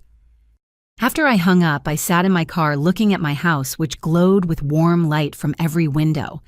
To anyone passing by, it would look like a happy family home. but I now understood I was living in the middle of what might be an elaborate fraud scheme. The next morning, I called in sick to work and drove to the law office of Lisa Chen, who specialized in property law and tenant disputes. Kelly had recommended her as someone who could provide legal options beyond traditional eviction procedures. Lisa Chen was a sharp-eyed woman in her 30s who listened to my story with the focused attention of someone who'd seen similar cases before. "The challenge we're facing," she explained, "is that your family has established multiple legal claims to residency at your property. Evicting family members with children during a pregnancy creates additional complications." "What kind of complications?" "Courts are reluctant to displace children and pregnant women even when the housing situation was established without the property owner's consent. We need to build a case based on fraud rather than simple eviction." She opened a legal pad and started making notes. "Tell me more about the financial arrangements they've established without your permission." I explained about Harold's attempts to change my insurance policy, Marcus's use of my address for official business, and the various government benefits being applied for using my household information. "Identity theft," Lisa said, writing quickly. "Insurance fraud. Potentially welfare fraud if they're misrepresenting household income and composition. Can we use those charges to get them removed from my property?" "Absolutely. Criminal activity provides grounds for immediate removal regardless of family relationships or residency claims." I left Lisa's office feeling hopeful for the first time in days. That afternoon, I met Kelly at a coffee shop near my workplace to hand over documents and discuss investigation strategy. Kelly spread the paperwork across our small table, examining each item with professional interest. "Your father's insurance fraud is the most promising starting point," she said. "Making changes to financial policies using someone else's identity is a felony. Even family members can be prosecuted for this." "What about Marcus's business activities?" "Running an unlicensed financial consulting business from a residential property is problematic on multiple levels, especially given his criminal background in financial fraud." Kelly made notes in a small notebook. "I'm also going to investigate this coincidental timing of everyone needing housing at exactly the same time. Multiple family members facing simultaneous housing crises often indicates coordinated planning. Over the next 3 days, I covertly documented everything happening in my household. I recorded conversations about financial planning, photographed Marcus's business activities, and saved copies of all mail being delivered to my address for other family members. The evidence was overwhelming. Harold had indeed been forging my signature on insurance documents. Marcus was actively soliciting clients for financial services while on parole for financial crimes. Cassidy was applying for government benefits using deliberately misleading household income information. "This is much bigger than I initially thought," Kelly told me when we met again. "Your family hasn't just been freeloading. They've been systematically committing multiple types of fraud using your property and identity." She handed me a thick folder containing her preliminary findings. "Your brother has been planning this housing arrangement for at least 6 months. I found emails he sent to friends discussing his strategy for getting my sister to support the family well before he lost his job. He planned this. The unemployment appears to have been voluntary. He quit his construction job specifically to become eligible for benefits and create a housing crisis that would justify moving in with you." I stared at the email printout, seeing Marcus discuss me like a financial resource rather than a person. In one message, he described my guilt complex about family as something that could be leveraged for long-term housing security. "What about my parents?" "Also involved in the planning. Your mother has been researching tenant rights laws and strategies for establishing permanent residency. She knew exactly how to make it legally difficult for you to remove them." The documentation showed months of preparation, including research into my salary mortgage payment and property value. They'd calculated exactly how much financial burden I could handle before reaching a breaking point. "They've been scamming me," I said quietly. "They've been running a sophisticated fraud operation using family relationships as cover," Kelly corrected. This level of coordination and planning constitutes criminal conspiracy. Lisa Chen was equally disturbed by Kelly's findings when we met the following day. "This evidence changes everything," she said, reviewing the investigation report. "We're not dealing with family members who need temporary help. We're dealing with criminals who've targeted you specifically for financial exploitation. What can we do?" "File criminal charges immediately. Identity theft, insurance fraud, welfare fraud, and conspiracy charges will allow law enforcement to remove them from your property, regardless of any residency claims they might have." That evening, I sat in my car outside the police station holding Lisa's paperwork and Kelly's evidence folder. Once I walked through those doors, there would be no going back. My family would face serious criminal charges that could result in prison time. But as I thought about Tyler's innocent face and Emma's first steps, I realized that protecting those children meant stopping their parents from continuing to commit crimes that would eventually destroy their family anyway. Taking a deep breath, I walked into the police station and asked to speak with Detective Cooper, who Lisa had said specialized in family fraud cases.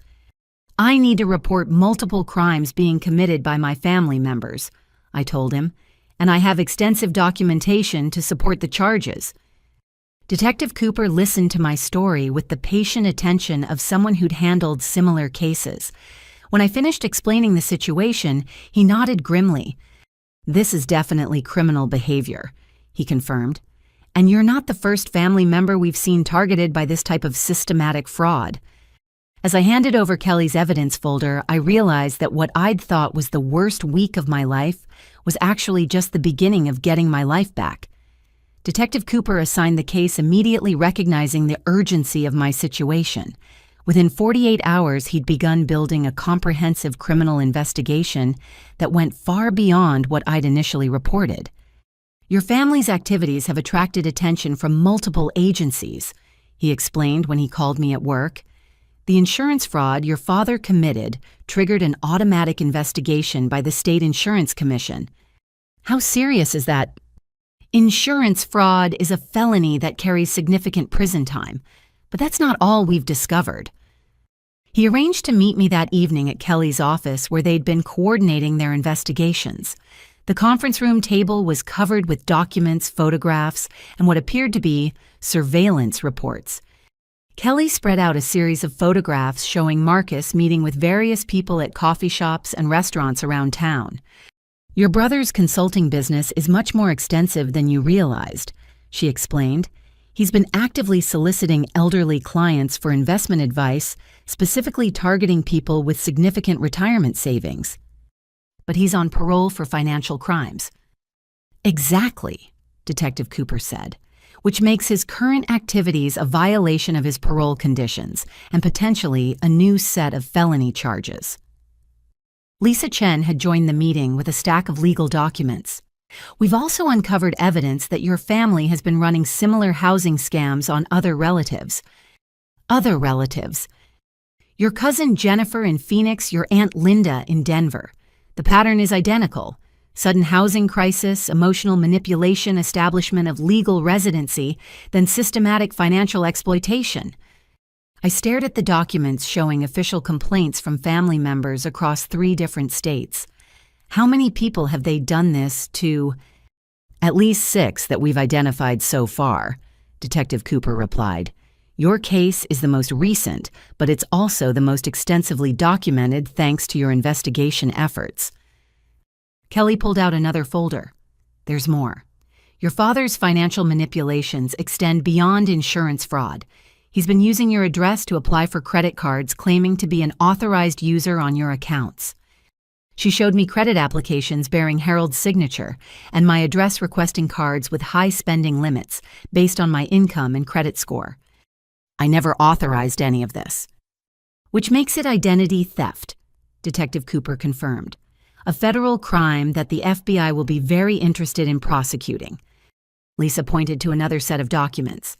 "Cassidy's benefit applications also contain fraudulent information. She's claiming to be a single mother with no household income support, while actually living in a home where multiple adults contribute to expenses.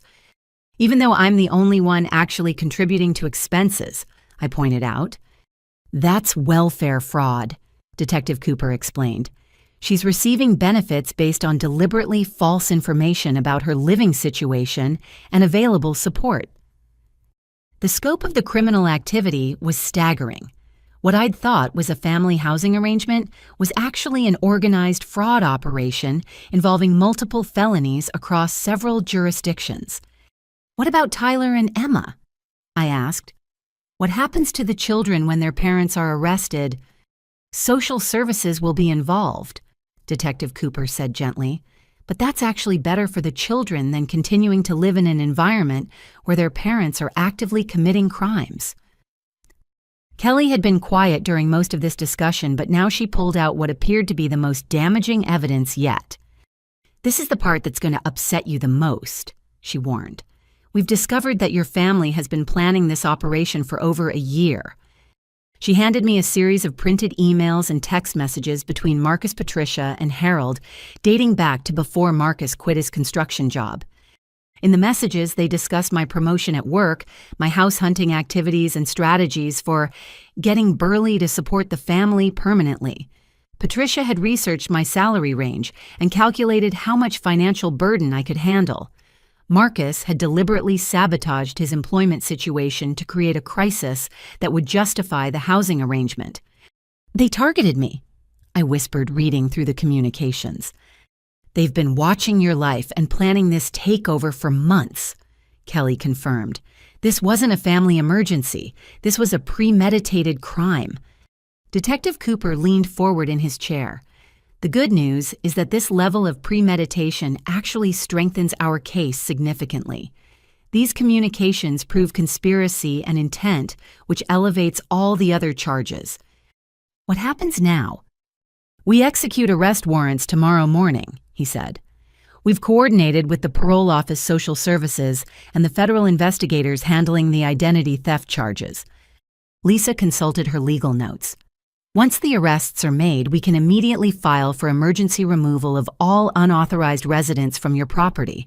The criminal charges supersede any residency claims they might try to make. I felt a mixture of relief and terror.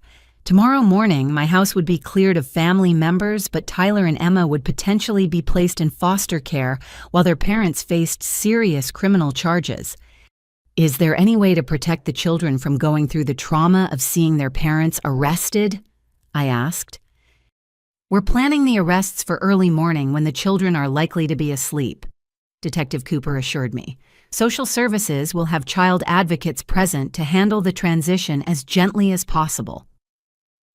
Kelly gathered up the evidence files. Burley, you need to understand that what you've been through isn't your fault.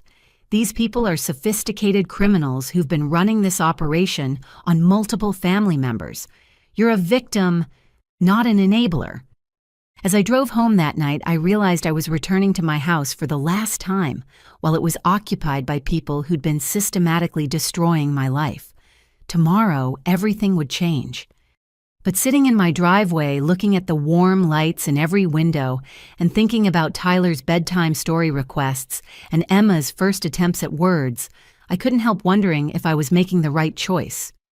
Then I remembered Marcus's emails describing me as a resource to be exploited, and Harold's calculations of how much money he could extract from my financial situation, and I realized that protecting myself wasn't selfish. It was the only way to prevent them from continuing to hurt other people the same way they'd hurt me. The arrests happened at 6 a.m, just as Detective Cooper had planned. I was waiting in Kelly's office, having spent the night at a hotel, to avoid being present during what I knew would be a traumatic scene. It's done, Detective Cooper called to tell me at 7:30. Harold and Marcus are in custody. Cassidy is being processed separately due to her pregnancy, but she'll also be facing charges. What about the children? Tyler and Emma are with a social worker who specializes in emergency child placement. They're safe, and the transition went as smoothly as possible under the circumstances. I felt simultaneously relieved and heartbroken. The children were innocent victims of their parents' criminal behavior, but they were now separated from everything familiar while their world fell apart around them. Lisa Chen arrived at Kelly's office with a stack of legal documents and a satisfied expression. Judge Williams granted our emergency motion for immediate property restoration, she announced. You can return home today and your house is legally cleared of all unauthorized residents. What about their belongings? They have 72 hours to arrange for retrieval of personal items under police supervision, she explained. Everything else is considered abandoned property. Kelly had been monitoring news reports and social media coverage of the arrests. The story is already attracting significant attention, she told me. Multiple news outlets are covering it as an example of sophisticated family fraud. She showed me a news article headlined, "Local Family Arrested in Multi-State Housing Scam." The story described the criminal conspiracy and mentioned that I'd been cooperating with authorities as a victim rather than a co-conspirator. This is actually good for you professionally, Kelly explained. It clearly establishes that you were targeted by criminals not participating in illegal activities. Detective Cooper arrived with additional updates. The federal investigation has expanded significantly. Your family's communications contained references to at least 12 other potential victims across 7 states. 12 other people. Apparently, this housing scam operation has been their primary source of income for several years. They move from one family member to another, establish residency, exploit resources, then move on when the situation becomes unsustainable. The scope of the criminal enterprise was staggering. What I'd experienced wasn't an isolated incident, but part of a systematic pattern of exploitation, targeting family members with stable incomes and properties. Your cousin Jennifer in Phoenix has already contacted us, Detective Cooper continued. She went through almost identical circumstances with your parents 2 years ago. I had no idea. They're very sophisticated about isolating their victims and preventing communication between family members who might compare experiences. Lisa consulted her notes. The criminal charges are extensive. Harold is facing federal identity theft charges, state insurance fraud charges, and conspiracy charges. Marcus has parole violations, plus new financial crimes charges. Cassidy is looking at welfare fraud and conspiracy charges. How long could they be in prison? Harold could face up to 15 years if convicted on all charges. Marcus could face 10 to 20 years as a repeat offender. Cassidy might get a reduced sentence if she cooperates with the investigation. That afternoon, I returned to my house for the first time since the arrests. Walking through the front door felt surreal. The space was exactly as I'd left it, but it felt completely different knowing that I was finally alone. Kelly had arranged for a security company to change all my locks and install a basic alarm system. The criminal associates who were threatening Marcus might not realize he's been arrested yet, she explained. Better to be cautious. As I walked through each room, I could see evidence of my family's occupation. Tyler's toys still scattered in the living room, Emma's high chair still in the kitchen, Marcus's business cards still on the dining table. But there was also evidence of the criminal activities. Harold's forged insurance documents were spread across my desk. Marcus's client list for his illegal consulting business was pinned to my refrigerator. Cassidy's benefit application paperwork was stacked on the coffee table. My phone rang with a call from my supervisor at work. "Burley, I just saw the news reports about your situation," Mr. Anderson said.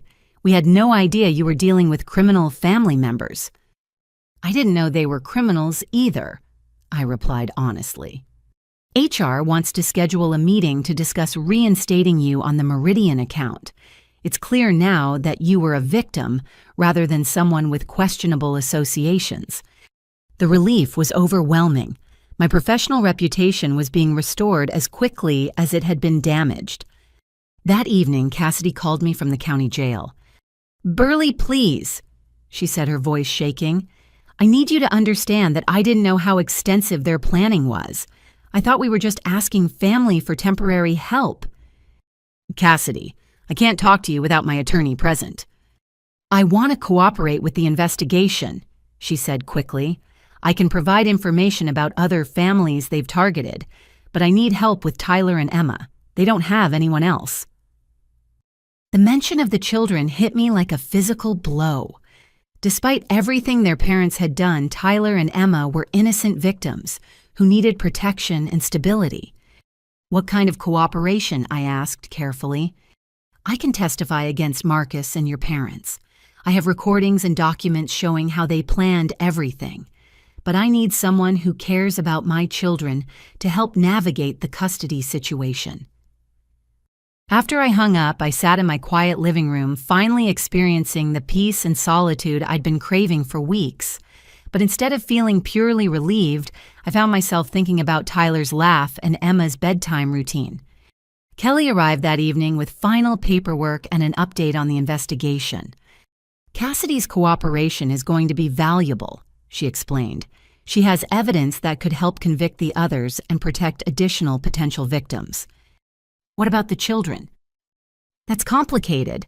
Social Services is looking for appropriate placement, but Tyler and Emma don't have other suitable family members available." The implication was clear. If I wanted to help protect Tyler and Emma, I would need to consider becoming involved in their custody situation. "You don't owe those children anything," Kelly said gently. "You've been victimized enough by their family." But as I looked around my empty house, I realized that Tyler and Emma were the only truly innocent people in this entire situation. They were victims just like me, except they had no power to protect themselves. The decision I was facing would determine not just my own future, but the future of two small children who had already lost everything they'd known. 3 weeks after the arrests, I stood in Judge Williams' courtroom, watching justice finally being served. Harold was sentenced to 12 years in federal prison for identity theft and conspiracy charges.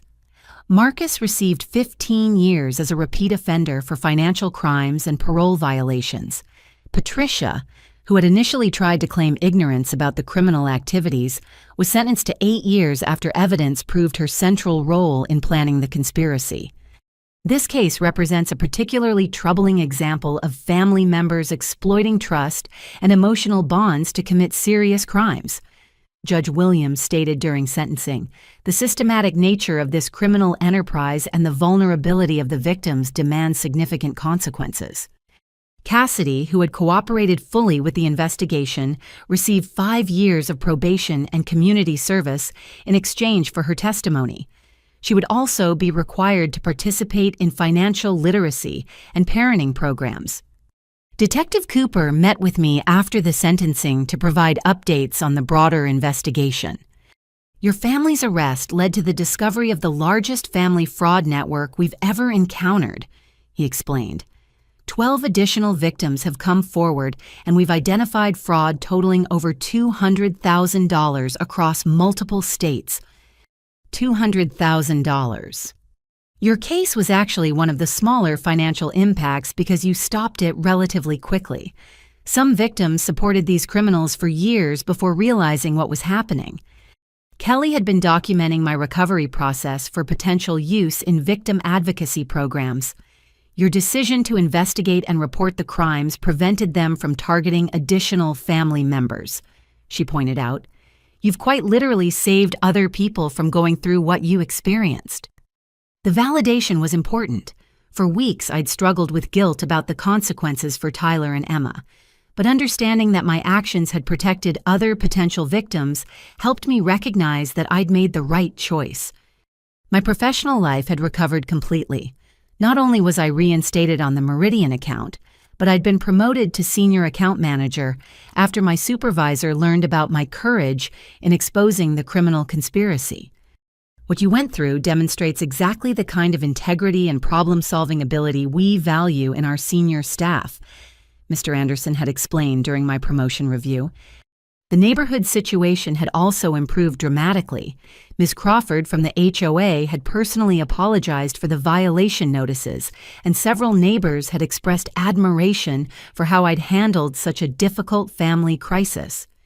"You showed real strength in a terrible situation," Janet had told me. "Most people would have just suffered in silence and let their family destroy their life." But the most significant change was my relationship with Tyler and Emma. After extensive evaluation by social services, I'd been approved as their temporary guardian, while Cassidy completed her probation requirements and parenting programs.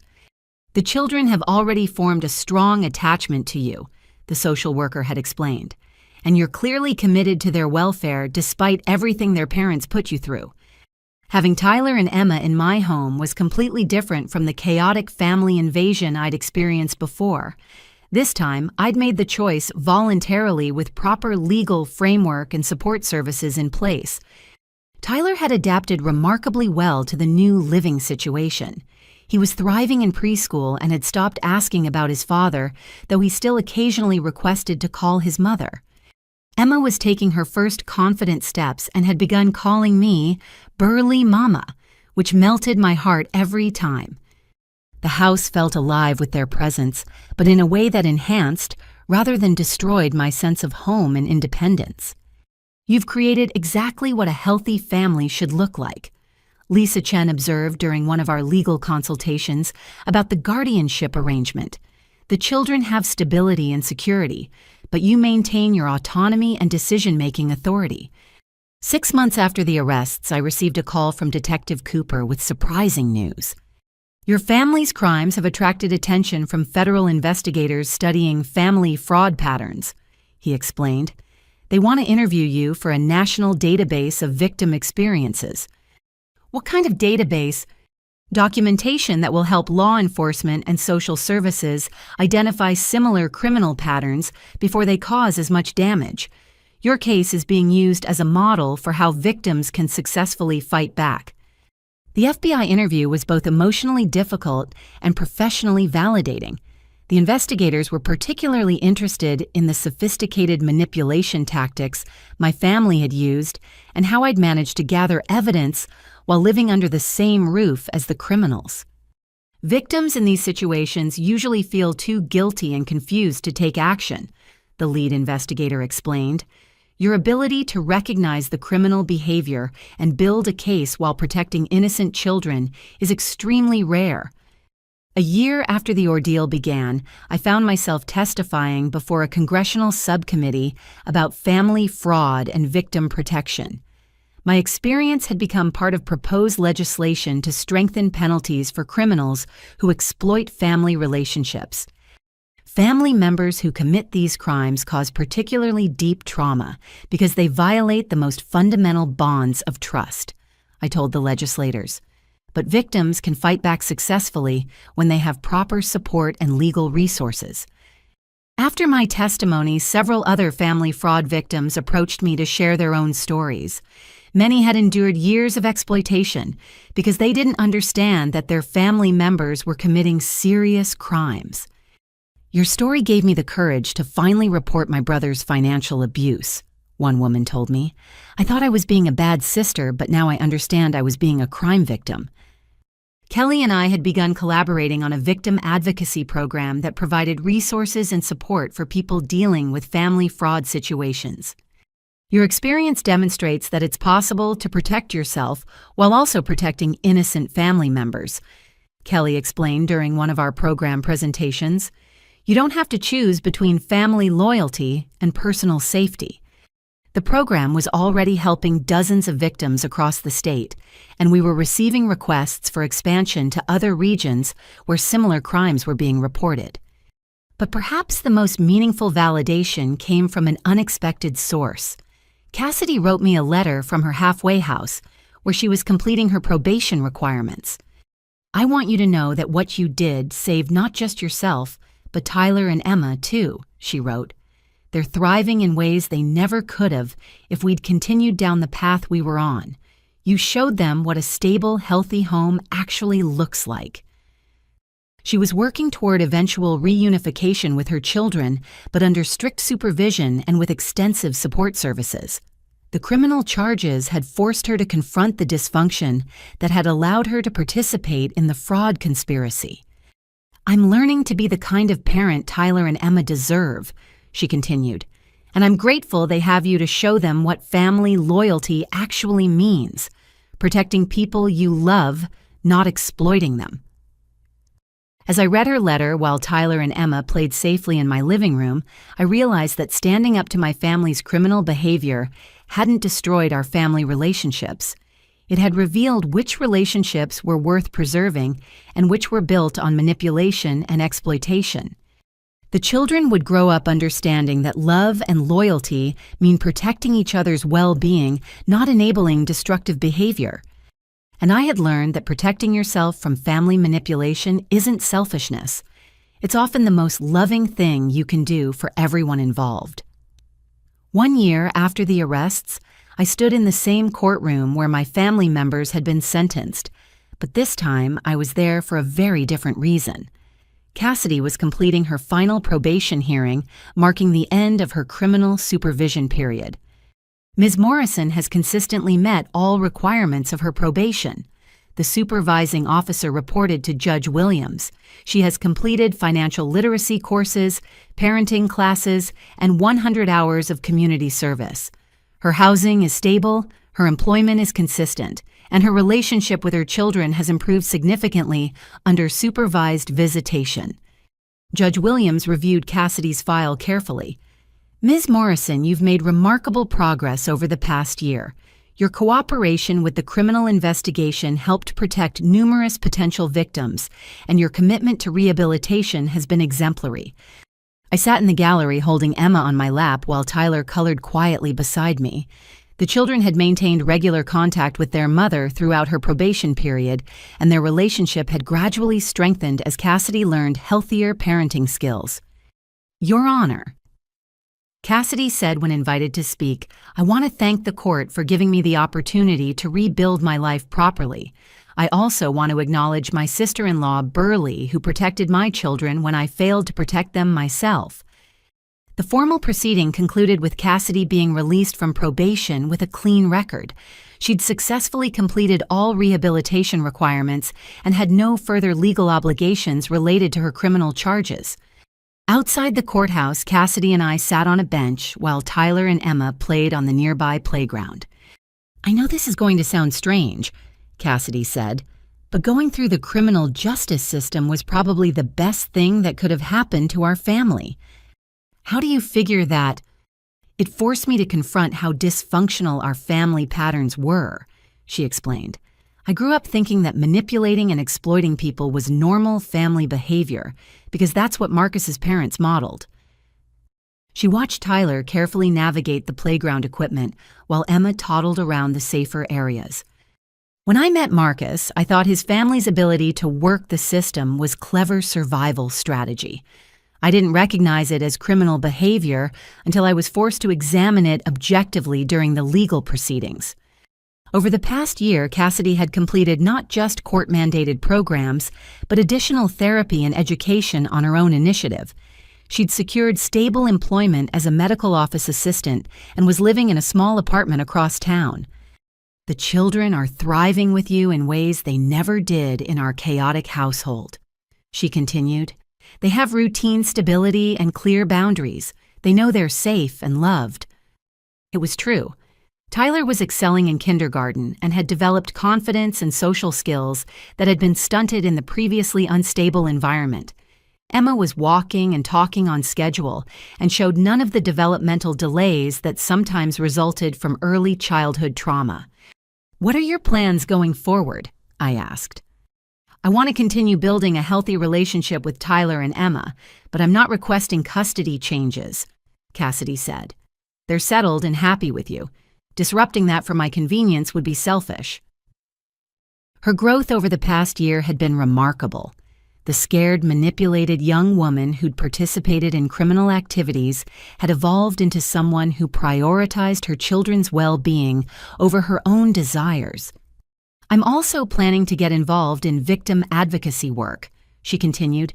Kelly mentioned that your program needs people who can speak to families about recognizing criminal manipulation. It was an unexpected but valuable suggestion. Cassidy's perspective as someone who'd been both victim and perpetrator could help other families identify unhealthy patterns before they escalated to criminal behavior. There's something else I want you to know, Cassidy said, pulling an envelope from her purse. I've been in contact with some of the other family members who were victimized by Marcus and your parents." She handed me letters from my cousin Jennifer in Phoenix and my Aunt Linda in Denver, both expressing gratitude for my courage in exposing the criminal conspiracy. "Your actions didn't just save yourself," Cassidy explained. "You saved all the future victims who would have been targeted if their operation had continued." Jennifer's letter described how my family had destroyed her credit score and left her financially devastated before moving on to their next target. Linda's letter detailed emotional manipulation tactics that had left her questioning her own sanity. Reading these letters helped me understand that what we did to you wasn't just wrong. It was part of a pattern of predatory behavior that had been devastating people for years. That evening, Tyler and Emma helped me prepare dinner in our peaceful kitchen. It had become our routine, Tyler setting the table while Emma practiced eating finger foods in her high chair, followed by bath time and bedtime stories. "Aunt Burley," Tyler said as I tucked him into bed. "Mama Cassidy says she's proud of you for protecting us." "What do you think about that?" "I think she's right," he said seriously. "You make sure we're safe and happy." Emma, who was still learning to talk, pointed at me from her crib and said, "Mama Burley," with a huge grin. The children had developed their own way of understanding our family structure. I was their primary caregiver and the constant presence in their lives, while Cassidy was their biological mother who visited regularly and loved them very much, but lived separately. "Are we going to stay here forever?" Tyler asked. "As long as you need a safe place to live," I assured him. "This is your home." "Good," he said, settling into his pillow. "I like it here." After the children were asleep, I called Kelly to update her on Cassidy's successful completion of probation. "It's rare to see such complete transformation in family fraud cases," Kelly observed. "Usually the criminal patterns are too entrenched for real change." "I think having to face the possibility of losing her children permanently was the wake-up call Cassidy needed," I replied. "And your willingness to maintain the children's relationship with their mother while protecting them from harmful family patterns has been crucial," Kelly added. "You've demonstrated that it's possible to break criminal family cycles without destroying all family bonds." Our victim advocacy program was now operating in 6 states and had helped over 200 families identify and report family fraud situations. My experience had become a template for how victims could protect themselves while preserving relationships with family members who were willing to change their behavior. "Have you decided whether to pursue permanent legal guardianship for Tyler and Emma?" Kelly asked. It was a question I'd been considering for months. Cassidy had made it clear that she supported whatever decision I felt was best for the children, and Tyler and Emma had expressed their desire to stay with me permanently. "I think I have," I said, looking around my home where children's artwork decorated the refrigerator and toys were neatly organized in designated spaces. The house felt complete in a way it never had when it was just mine. But more importantly, Tyler and Emma felt secure and loved in a way they'd never experienced before. "I'm going to file for permanent guardianship," I decided, with Cassidy's support and the children's best interests as the priority. "That's wonderful," Kelly said warmly. "You've created exactly the kind of stable, loving family environment every child deserves." As I settled into bed that night, I reflected on how dramatically my life had changed over the past year. What had begun as the worst crisis I'd ever faced had ultimately led to the most meaningful relationships I'd ever had. I'd learned that protecting yourself from family manipulation isn't about rejecting family altogether. It's about creating space for healthy relationships to flourish while refusing to enable destructive behavior. Tyler and Emma would grow up understanding that real family love means supporting each other's growth and happiness, not exploiting weakness or loyalty for personal gain. And I had discovered that sometimes the greatest act of family loyalty is refusing to allow family members to continue hurting themselves and others through criminal behavior. The children were safe. Cassidy was building a healthier life, and the criminals who had terrorized multiple families were facing consequences for their actions. Justice had been served, But more importantly, a new generation was learning what family relationships should actually look like when they're built on love rather than manipulation. 2 years after that first shocking evening when my family arrived at my doorstep with suitcases, I stood in my backyard watching Tyler and Emma play on the swing set we'd installed together last spring. The transformation in our lives had been so complete that it sometimes felt like those chaotic weeks had happened to someone else entirely. Tyler, now 7 years old, was patiently pushing Emma on her favorite swing while explaining the rules of a game he'd invented. Emma, approaching 3, giggled with pure joy as she soared higher, her chubby hands gripping the chains with growing confidence. "Higher, Tyler, higher," she called out, and my heart filled with warmth at the sight of their sibling bond, one built on genuine care rather than the manipulative family dynamics I'd grown up with. My phone buzzed with a text from Lisa Chen. "Congratulations, the permanent guardianship paperwork is finalized. Tyler and Emma are legally your children now." The legal process had taken over a year, but every step had confirmed that this was the right decision for everyone involved. Cassidy had not only supported my guardianship petition, but had actively advocated for it during court proceedings. "Burley has given my children the stability and love I couldn't provide," she'd testified. "They call her home their real home because that's exactly what it is." Cassidy had rebuilt her life completely during the past 2 years. She'd earned her associate degree in healthcare administration, maintained steady employment, and developed a healthy co-parenting relationship with me that prioritized the children's needs above all else. She visited every other weekend and took Tyler and Emma for supervised day trips once a month. The children loved these visits and had developed a clear understanding that they had 2 adults who cared about them: their guardian Burley, who provided daily care and stability, and their mother Cassidy, who loved them but lived separately. "It's the healthiest family structure I've ever been part of," Cassidy had told me recently. "The children know they're loved by everyone, but they also know that you're the one who makes the important decisions and keeps them safe." Kelly's victim advocacy program had expanded nationally and was now being used as a model by law enforcement agencies across the country. I'd been invited to speak at conferences about family fraud prevention and had co-authored a guidebook for victims that was being distributed by social services departments. "Your willingness to share your experience has helped hundreds of families recognize and escape similar criminal situations," Kelly had told me during our most recent program evaluation meeting. "The most rewarding part of the advocacy work was receiving letters from people who'd found the courage to report family crimes after hearing my story. One woman wrote that my experience had helped her understand that her brother's financial exploitation wasn't her fault and that she deserved protection from family members who were hurting her. My professional life had flourished beyond anything I'd imagined possible. The promotion to senior account manager had led to additional opportunities, and I'd recently been offered a position as regional director with a significant salary increase. Your experience managing a complex crisis while maintaining your professional responsibilities demonstrated exactly the kind of leadership ability we're looking for," my new supervisor had explained.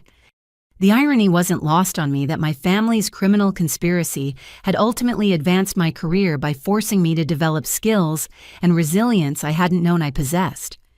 The neighborhood had also embraced our little family completely.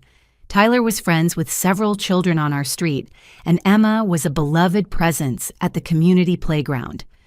Ms. Crawford from the HOA had even asked me to serve on the board, recognizing my experience with crisis management.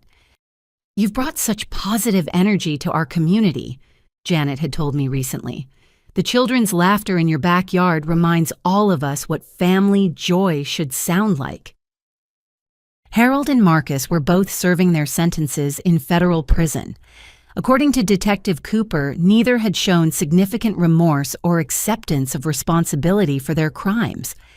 "Some people never learn," he'd explained during his last update. "They still see themselves as victims of circumstances rather than perpetrators of serious crimes." Patricia had died of a heart attack during her second year in prison. While I felt sad about her death, I also felt relief that Tyler and Emma would never have to navigate a relationship with someone who had viewed them as tools for manipulation rather than children deserving protection. It's okay to feel complicated emotions about family members who hurt you, the family therapist I'd consulted had assured me. You can grieve the loss while also feeling grateful that the threat to your children's well-being has ended. The most unexpected development had been my romantic relationship with Alex, a fellow victim advocate I'd met through Kelly's program. He was a social worker who specialized in helping children recover from family trauma, and his understanding of our unique situation had been invaluable. Most people don't understand how family criminals operate, he told me early in our relationship, but you've proven that victims can not only survive but create something beautiful from the wreckage. Alex had proposed last month in our backyard while Tyler and Emma played nearby. The children had been part of the planning, helping him choose the ring and prepare a speech about wanting to officially join our family. "Will Alex be our daddy now?" Emma had asked after the proposal. "Alex will be someone who loves you and takes care of you along with me," I'd explained. "Our family keeps growing with people who care about us." Tyler had been more analytical about the arrangement. "So now we have Mama Cassidy who visits and Burley who takes care of us every day, and Alex who wants to help take care of us too." "That's exactly right," I'd confirmed. "That's a lot of people who love us," he'd observed with satisfaction. The wedding was planned for next spring, with Tyler serving as ring bearer and Emma as flower girl. Cassidy would be present as their biological mother, and Kelly would be my maid of honor. "You've created the kind of blended family that actually works," Lisa had observed when I'd told her about the engagement. "Everyone's role is clear. The children's needs come first, and the adults have learned to cooperate instead of compete." As evening approached, I called Tyler and Emma inside for their bath and bedtime routine. They ran toward the house with the easy confidence of children who knew they were safe and loved. "Aunt Burley," Tyler said as we walked inside, "my teacher wants to know if you can come to our family presentation next week." "What kind of presentation?" "We're supposed to tell the class about our family and how it's special," he explained. I smiled, thinking about how Tyler would explain our unconventional but loving family structure to his classmates. "I'll definitely be there," I assured him. After the children were asleep, I sat in my living room reflecting on everything that had happened over the past 2 years. The space that had once felt chaotic and invaded now felt peaceful and purposeful. The bookshelf held children's stories alongside my professional books. The coffee table displayed Tyler's artwork and Emma's favorite puzzles. The dining table was set for tomorrow's breakfast with colorful plates and cups that made the children smile. My house had become a home in the truest sense, not because it was filled with family members, but because it was filled with people who genuinely cared about each other's well-being and happiness. I'd learned that setting boundaries isn't about rejecting family. It's about creating space for healthy relationships to grow. Real love doesn't demand sacrifice of your safety, dignity, or future. When we protect ourselves from manipulation, we actually protect our capacity to help others authentically. Sometimes the greatest gift you can give your family is refusing to enable their destructive patterns. True family supports your growth, not your destruction. The criminals who had invaded my home claiming family loyalty had taught me what family actually isn't. Exploitation disguised as love manipulation, presented as tradition, and demands for sacrifice without reciprocity. But Tyler and Emma had taught me what family could be: mutual support, shared joy, protective love, and commitment to each other's flourishing. Cassidy had learned the same lesson through her legal consequences and rehabilitation. She discovered that real motherhood meant prioritizing her children's needs over her own convenience, even when that meant accepting that someone else could provide better care. As I turned off the lights and headed toward my bedroom, I could hear Tyler and Emma sleeping peacefully down the hall. Tomorrow would bring another day of school drop-offs and playground visits, bedtime stories, and family dinners. It was exactly the life I'd always wanted, but had never known how to create, until circumstances forced me to fight for it. The family that had tried to destroy my independence had ultimately taught me that independence isn't about living alone. It's about having the strength to choose who deserves access to your life and your love. Tyler and Emma had earned that access through their innocence and their capacity for genuine affection. Alex had earned it through his respect for our family's journey and his commitment to supporting our continued growth. Cassidy had earned a place in our extended family through her willingness to change destructive patterns and prioritize her children's well-being over her own desires. The criminals who had demanded access based solely on blood relationship and emotional manipulation had proven they didn't deserve it. I'd learned to distinguish between family members who enhanced my life and family members who exploited it. The difference wasn't about biology or history. It was about character and choices. As I drifted off to sleep in my own bedroom in my own house, surrounded by people who loved me authentically, I realized that sometimes the most devastating crisis can become the foundation for the most meaningful happiness. But it only works when you have the courage to protect what matters most, even when that protection requires making difficult choices about the people you love. What about you? Have you ever had to set difficult boundaries with family members who were taking advantage of your generosity? How did you find the courage to protect yourself while still maintaining your values about family loyalty? Share your thoughts in the comments below. Your experience might help someone else who's struggling with similar challenges. If this story resonated with you, please like this video and subscribe to our channel for more real-life stories about overcoming family challenges. Don't forget to share this with anyone who might benefit from hearing about how family boundaries can actually strengthen relationships rather than weaken them. Thank you for listening to my story, and remember, protecting yourself isn't selfish. Sometimes it's the most loving thing you can do for everyone involved. Until next time, take care of yourselves and the people who deserve your care.